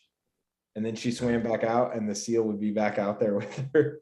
That's so cool. It was really adorable. I don't know if it was like the color of her board or something, but the seal had no interest in me and Christopher, despite we were pretty obsessed with it. I saw a seal. I was sitting on the beach years and years ago in San Francisco. Yeah, it was very close to the waves, and these 2 seals just kind of swam really close to shore, but kind of under the waves, so you could sort of see the outlines of their bodies as they went by. You know, they were close enough to, you know, they're close enough, almost close enough to reach. But aren't they pretty social animals? I mean, From my experience, extremely so. Yeah, they go surfing with you. yeah, I mean, very social, but they're picky. Yeah, That's- apparently. Yeah, they're like in crowd, you know. Yeah, they're very social at the cool kids table. Yeah, but you know what? It was probably because we weren't good enough surfers. So well, there you go. yeah, The seal could smell that. yeah. I like that Lisa said her husband.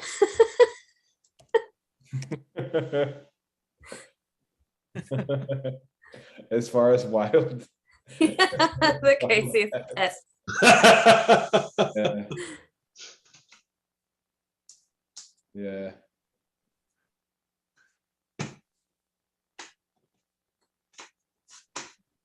We did not do this, but there was a gray whale in one of the near one of the breaks that we were at, and we had been told that you could swim up to it on your board, and Christopher was really excited about it, and I was really excited about it too. And then I was like, you know what, I'm going to do some research, and you know, an animal that big, I'd like to know I'd like to know for sure that this is a good idea. Smart. And Christopher was like, oh, they're the best. Don't worry about it. Gray whales are friendly. It's fine. They're like the most lovable gray whale. And the first thing that comes up on Google is gray whales are some of the last whales to be hunted because they're so unruly. Oh, jeez. Yeah, but more importantly, that wasn't enough. The thing that turned us away was it's a federal crime to get within 50 feet of one. Oh, wow. Oh, So we are rule followers. So on another note, here's a question from Jen. What brand colored pencils do you recommend? Does anybody have a brand they go with? Prismacolor. Yeah, Yeah. Prismacolor. Prismacolor. Oh, everybody, Prismacolor. There you go. The Derwents aren't bad, but the Prismacolor I like better. I like the Caran d'Ache too, the ones that you can activate with water. But I think I like their sticks more. Everybody, this is the 5-minute warning for drawing, and then we're going to start moving to Instagram. I don't know if you guys can hear the background noise around me, but I'm having a wicked thunderstorm here in New Jersey. So just in case the power goes out and I seem like I'm just being antisocial or something. I like that it's a wicked thunderstorm. Yeah. Were you saying that for Dale, even though he's not here? Yeah. No, because that would be like a wicked bad thunderstorm. Yeah, that's what I was That's, thinking. that's Wicked the bad. adverb. That's the adverb. Mine is like Ms. Gulch flying past the window, wicked. Like you're waiting to take Toto on a trip? That is pretty much it. Yeah. Well, I don't make those jokes when I'm sharing airtime with people from Kansas City, Missouri area. Because Yeah. the craziest storms that I've ever been through or driven through or witnessed were that summer out in Liberty. Were you there for the tornado? The tornado, there were tornadoes in like the next town over. We didn't get one right in Liberty proper when I was there. There was there was one that literally hit the school, a portion of the school during our summer workshop. Oh wow. What school? William Jewell. Oh, okay. I remember this is a pre-pandemic problem. Someone was, when we were preparing for the academy, John, do you remember this? Somebody asked me, I field all of the Oh God, I do remember the non-art related questions that students come up with. And somebody called and they said, so are there a lot of tornadoes in aren't there a lot of that's Tornado Alley? And I was like, yeah, there are, but like I've never even seen a tornado, so I wouldn't worry about it. And they said, okay, well, if in the situation where the academy was taken out by a tornado, would we get a refund? I was like, sure. We're gonna be gone. Yeah, I was thinking like, not my problem. I'm gonna have bigger issues at that point, Right. or potentially, just it'll just Or be no a dark abyss for me. Yeah. Yeah. That's funny. Hey, John, did you see Rebecca's idea? No. Rebecca just wrote, I had a fun idea for a future drawing night that I emailed John about. I recently met some people who do archery on horseback, and it's beautiful in photos. Rebecca, I haven't seen that yet. I'll definitely look for it. But that's a good idea. It'd be cool. I'm volunteering Timmy as the model. Archery on horseback. Oh, we're gonna recreate the photos. Yeah. Why don't we just That'll watch be- Wonder Woman? Yeah. that Or would just the photos that Rebecca has. But yeah. yeah. Shall we just do Wonder Woman?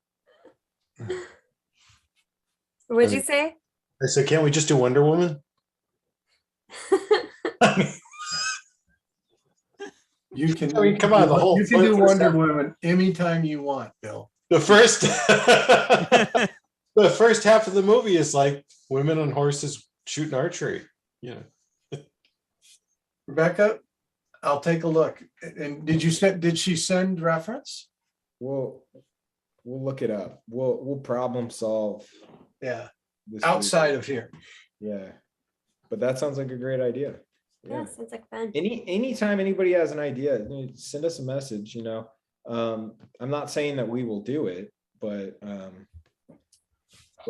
it is helpful sometimes. If you know about a current event or something, we try to keep it current.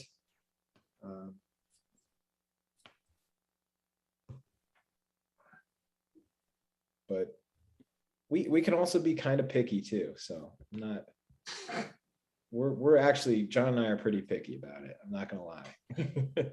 We're not picky, we're protective. We are very protective. Yeah. So. Yeah. Anyways, this is the end of the 5 minute. This is the 5-minute deadline for audience. So put your pencils down, everybody. This is time to post your work to Instagram using hashtag illustration isolation and at visual arts passage. Share your work now. We're gonna, the panelists are gonna keep drawing for a few minutes, and we'll check out all their work. But be sure to post your art now. Don't wait, because if you do, you're probably not going to get picked up in the stream. So go now. Oh, that looks awesome, Adam. Oh, thank you. I love the color. Mhm. Thanks. I was worried about the bird, but he's been fun.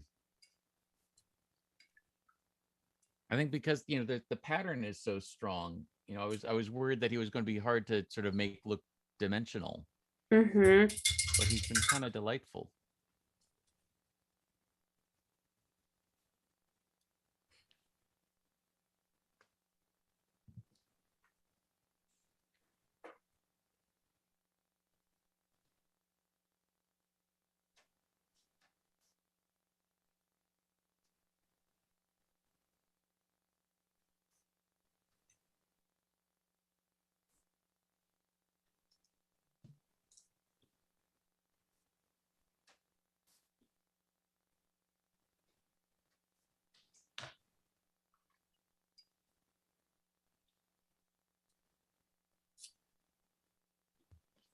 John, we're going to check out your.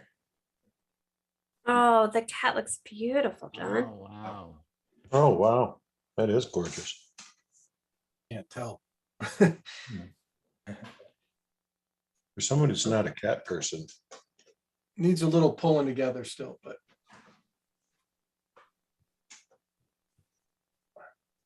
about this time of night, I can't see anymore. On Thursdays, we've been doing drawing all day. it looks fantastic. I don't think it needs anything else. Mhm.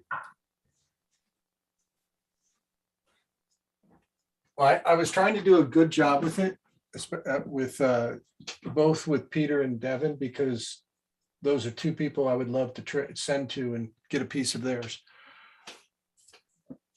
Trades. Oh, Cassandra. I still have a long way to go. You can't go wrong with those two. That's my theory.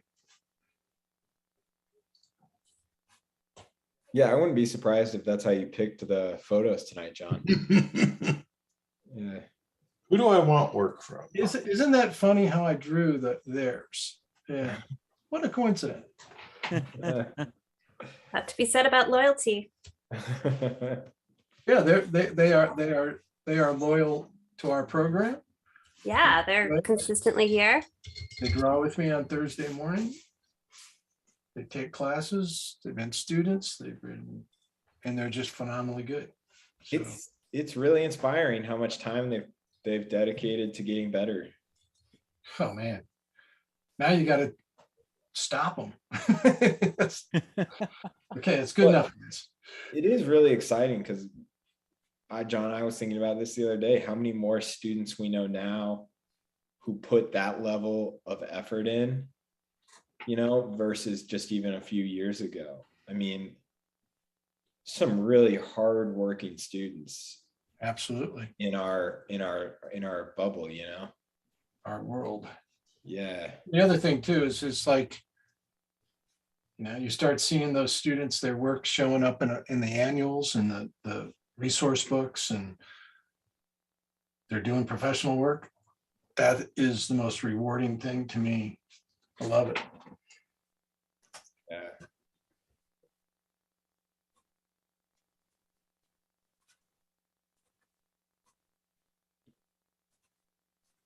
Okay, I'll go to the Instagram, Timmy. I know you want me to.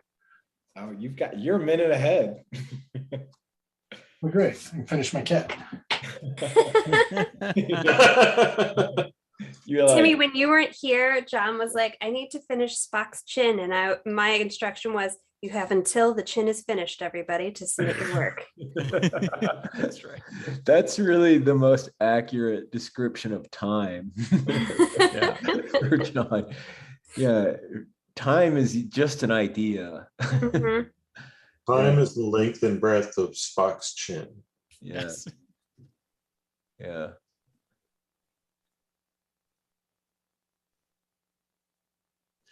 Okay, here's a question from Robin for you, Adam. What's that Kolinsky substitute brush you're using called?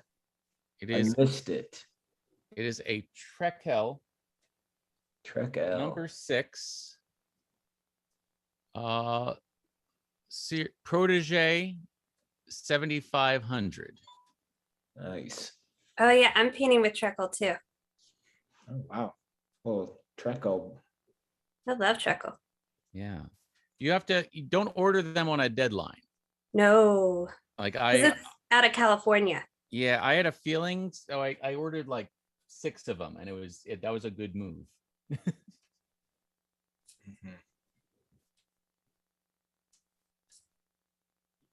Because it did take a little while to show up. But I think the synthetic Kalinskis take longer to grow than the real Siberian weasels. Yeah, It that's looks it. great. A real Siberian weasel. Well, Wow, I'm on Instagram, guys. There's some really good stuff in here. I believe it.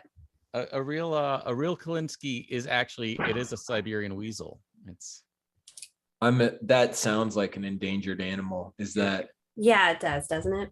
Yeah. no, Yeah, but all, actually, all because of the artists in the world. right now there was a period of time though where mongoose smugglers were Really? we're putting Kalinsky sable on their customs packaging labels or whatever. And when they were found out, it stopped the flow of Kalinsky sable hair. And suddenly they were really hard to come by. The little boutique, like I think Escoda brushes, which is this very small Spanish company, was like I think they were like on the precipice of, some financial calamity just because they couldn't get the raw supplies for their brushes. And it was because of this endangered species smuggling ring that was hiding behind Kalinskys. Okay, I just loaded this for the last time, and I'm going to start sharing. All right, it's go time. Bring it.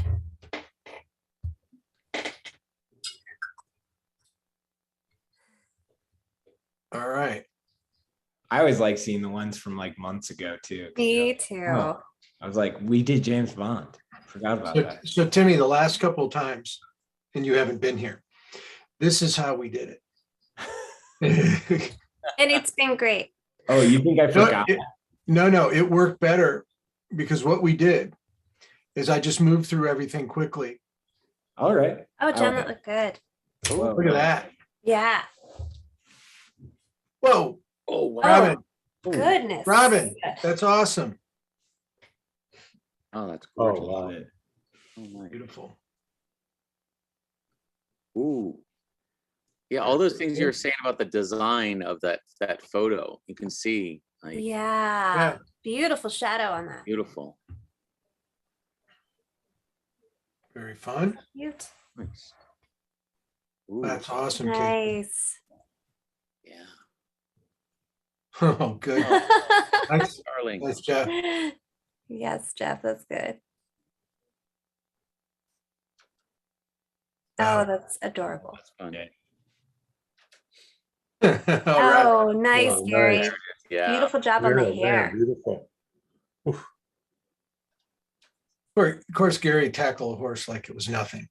Horses are hard to draw. Yeah, they are. They're always a sneeze away from being a Great Dane. Yeah. Beautiful job. Beautiful. That's Gary. great, Gary. Gary's awesome. Look at that value control in this. How, really, really smartly done. Mm-hmm. Oof. Nice. Nice. Oh, like. Oh, Oh, that's Waffles. lovely.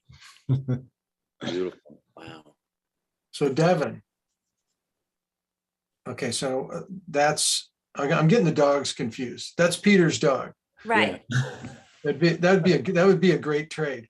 Yeah, exactly. Oh, nice, Sienna. Awesome, Sienna. Oh, Nice. Oh, really nice. Dang. That is superb. Mm-hmm. Love the power of that gray background, how she used it with harmonized everything with the colors. It's fantastic. Really is. Very good. Yeah. I like that. Waffle the tripod pot. Oh, that's That's cool, Sally. It's really neat. what's going on there. Avocados. That's what I thought. Yeah. That's cool looking. Very neat. Gosh, I mean, I think when I was talking about that is beautiful, by the way, Sally. But when I was talking about my cat, I think I confused Julian with Devin, and I'm an idiot for doing that, and I apologize. I was looking at too much reference. Oh, that's fine. They're all Oh, that's great. Oh, awesome. Love it when they put them all together. That's fantastic. Nice. That's very cool. It is good. That's terrific.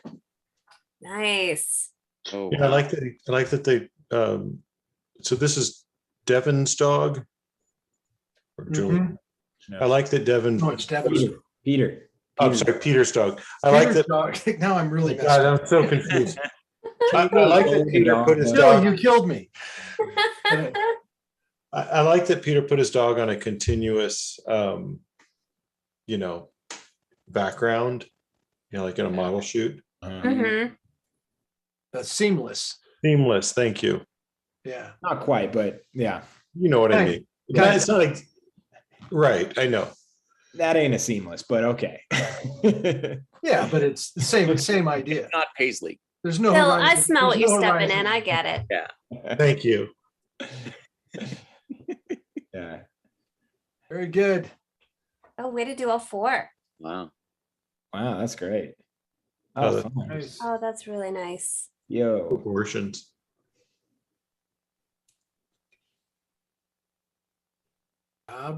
Just in pencil. Nice. Nice. I Good. figured out the hair. That's how I would have handled the horse. If you get rid of the legs, it's a lot easier to draw. Right. That's what was Drop feeling. into But it. it makes it look extra emo too. Yeah. Oh, that's really beautiful. That's Well lovely. done. It is like a little like Taking Back Sunday horse. No, that's fun. Yeah. Oh, cool. I like the legs on that one. I did too. You just wanted to say that, didn't you, Timmy? Yeah. All No. right, Peter. Nice, mean it. Peter. Okay, this is Peter's work. Wow. Home, a parent or owner of waffles. This is killing you, John. Well, I got it right. No, it's okay. It's okay if you don't know our students' pets' names. I'm trying. Joe, that's a really nice drawing. That is really nice. Wow. Nice, Joe. That's a good one. I like that. Mhm. Oh, that's some fun paint. So it's Waffles Castle is what we'll have to remember. Peter says, I'm just relieved you remember my Is- name. I know. That's what I'm saying. Come on. Watch out, Peter. He's going to start calling you Waffles. That's Yeah. what 100%. That's totally possible, Cassandra. You know, it's really funny. Brent used to like joke with me all the time. It's like John can remember everybody's name that ever went through the academy. Not so much anymore. And the answer I had, the joke was my dad knew nobody's name that ever went through the academy. He Yeah. couldn't remember his own name most of the time. And so it was always my fault, somebody would introduce them or talk about a student, and I knew he didn't know who their name was. And he would just smile and shake his head. Oh, that's nice. Oh, that's Yeah. You John, gotta- I have to tell this because an academy student told me one time they were walking on Ward Parkway and they that's waved at your adorable. dad Oh yeah, when he was driving that weird like go-kart thing. that was Shane, wasn't it? Yeah, but Shane goes, Mark English stopped on Ward Parkway and picked me up and gave me a ride to my apartment. And I immediately thought, Mark's picking up strangers on Ward Parkway. Because I was like, there's no way he remembers you. Shane was a very memorable guy, though. Oh, I mean, he Oh, was you that's couldn't- you fun, couldn't Marcy. forget Oh, Shane. that is fun, Marcy. Yeah. Oh, that's amazing. That's really nice, Marcy. Yeah. Very nice, Taryn. That's fun. Wow. Nice, Oh. Bill. Oh, thank you. Good one, Bill. Ooh, I love that. That is fun. Oh, yeah, that is fun. Good colors. Wow. Now, Wow. now Nice, Julian. this is the ultimate screw up for me. This is Julian doing Peter's dog. And Julian was the person, the name I replaced for Devin, and I really apologize, Devin. We're really detangling a web here. I'm straightening it out. I'm straightening it out. This is important work. They're all phenomenal. It's nice, Jeff. Really cool. Wow. Ooh, Oh, that's so great, Rebecca. Mm-hmm. very nice, Rebecca.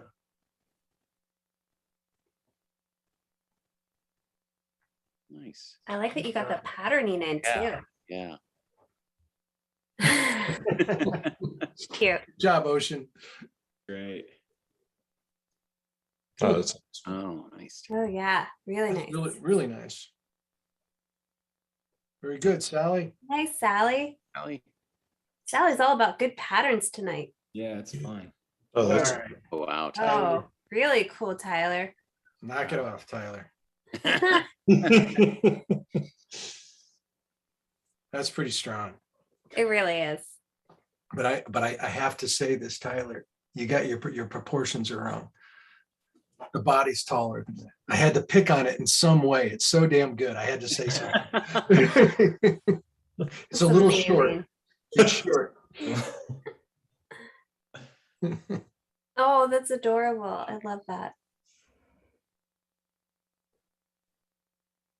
Oh, that's great. Yes, Wow. good Wow. job, Felicity. Now I'm really glad I didn't do the horse. Yeah. You can't compete with that. Can't compete. Very Oh, nice. that's nice.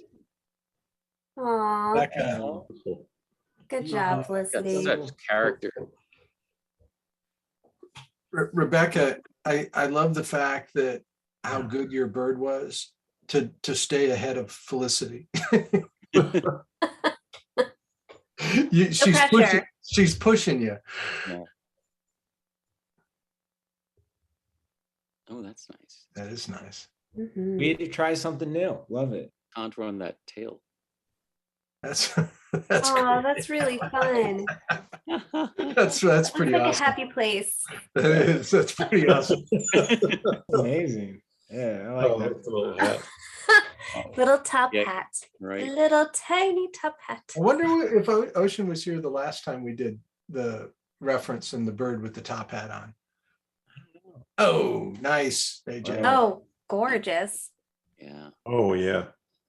You remember that, Cassandra? The Yeah, that was so reference fun. with the bird with the I top remember the bird with the top hat. Yeah. Oh, that's a nice one. Oh, that's good. Great. Love Oh, really nice. Felicity's drawings of the animals are more naturalistic than her drawings of people. You know, But she draws way more animals than she draws people. Like that's her love for animals. It's good drawing, Sienna.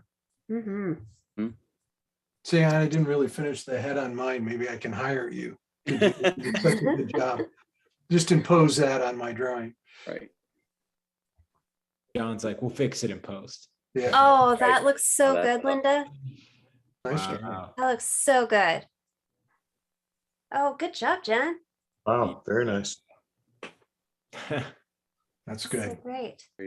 Welcome, by the way. That's first timer. That's All great. right. Yay. Nice, Ocean. Cushion. Oh, I really like that. I do too. It's like a Jim Dine horse. Right. Yeah. That's awesome. That's fun. Nice, Hey, Nicole. oh, that's Good great. silhouette That's great. Mhm. and good cardboard. Yeah. That's great. Mhm. Really Okay. nice.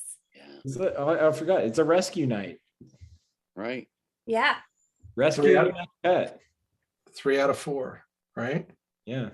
No, 4 out of 4. All of 4 them. out of Yeah, 4, all all of the them.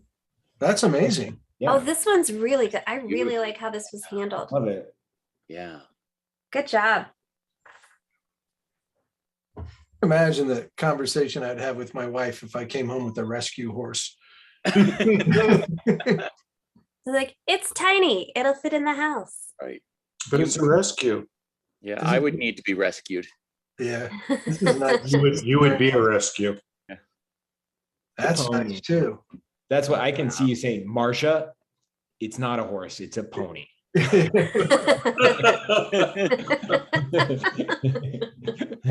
Then the rest of it would be called, the attorneys for the city of Leawood. Yeah, exactly. Nice. I love that lavender. Yeah. Oh, Oh, That's really nice. dang, Oh, Peter. look at okay. Lee. So we just look at that. I mean, That's a fair trade. Yeah, that are is you a guys fair gonna do a trade. swap? Devin killed his, and Peter, man, this is amazing. Yeah. Yeah, that's a fair Kills a trade. bad kills a bad adjective for. Things got dark quick. Yeah. But this is beautiful. Yeah. Except wait a second, that screws up my trade. Oh, I was gonna say, I thought you were gonna say that's a very modern couch design for Mm. that. Oh yeah.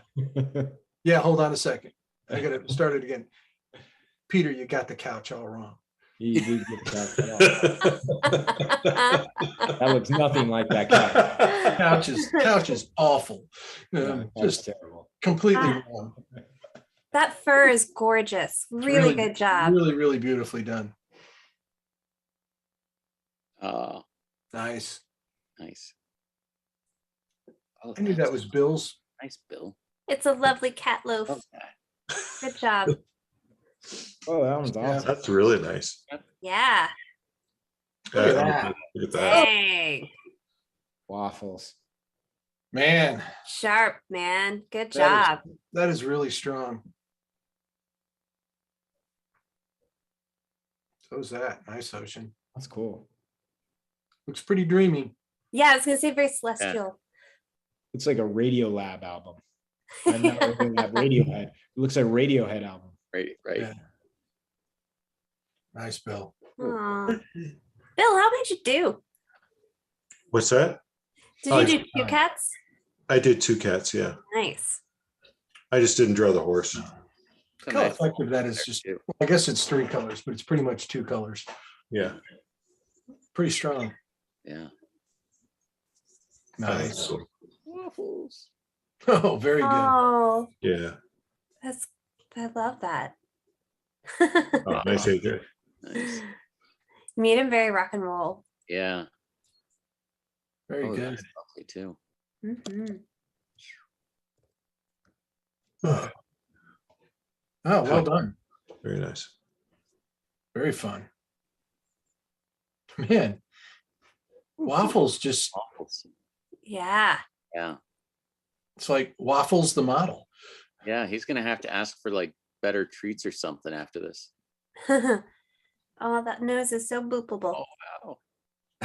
Oh, that's cool. Oh, that's really cool. Very nice. Mhm. Okay, Peter. There we go, Pete.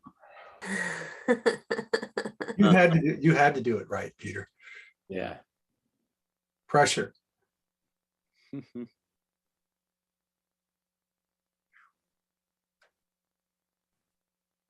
Very You guys good. could just have a room full of drawings dedicated to a dog. Oh, nice. That's great. Yeah. Yeah. Pretty That's powerful. cool. Oh, Oh, nice. Very cool. Nicole, that's really good. Mhm. Wow.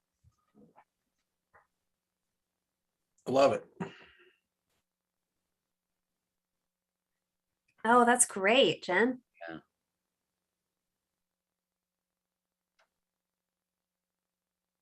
the composition on that, he's just like coming up on us. Yeah. Yeah. Like he's asking you a question. You're great. Maybe about buying a vacuum, but Well, before tonight's over, I just want to tell everybody, remember, enrollment closes for the spring semester, April 20th. So if you want to learn more about our art mentorships, go to visualartspassage.com. Good one, Bill. Thank you. Yeah. And join us next Saturday. If you haven't registered, I'm going to drop the link in the chat. Join us next Saturday for that Oh, portfolio. that's a nice one. I love that. Okay, Very Saturday. good. I want people to hear that because Yeah. it's going to be a good day. Everybody, shh. Timmy's selling something. Everyone quiet. Portfolio.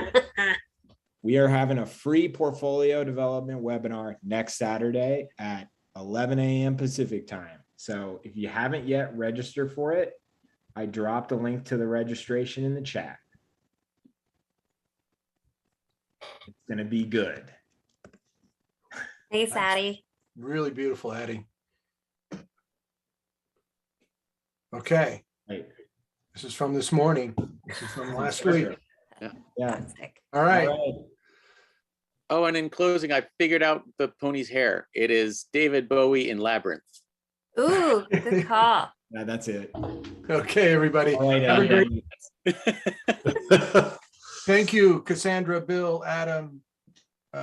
Who else is here? Cassandra, Bill, Adam, Timmy. Timmy. Partner, your business partner. Myself. Timmy. I don't have to thank Timmy. I mean, nobody thanks I know. me, so I don't have to thank Timmy. Thanks, John. Thank you, John. Thank Thanks, you, John. Timmy. Nobody ever thanks John. Yeah. All I get is the complaints. Yeah, you can't remember anybody's name.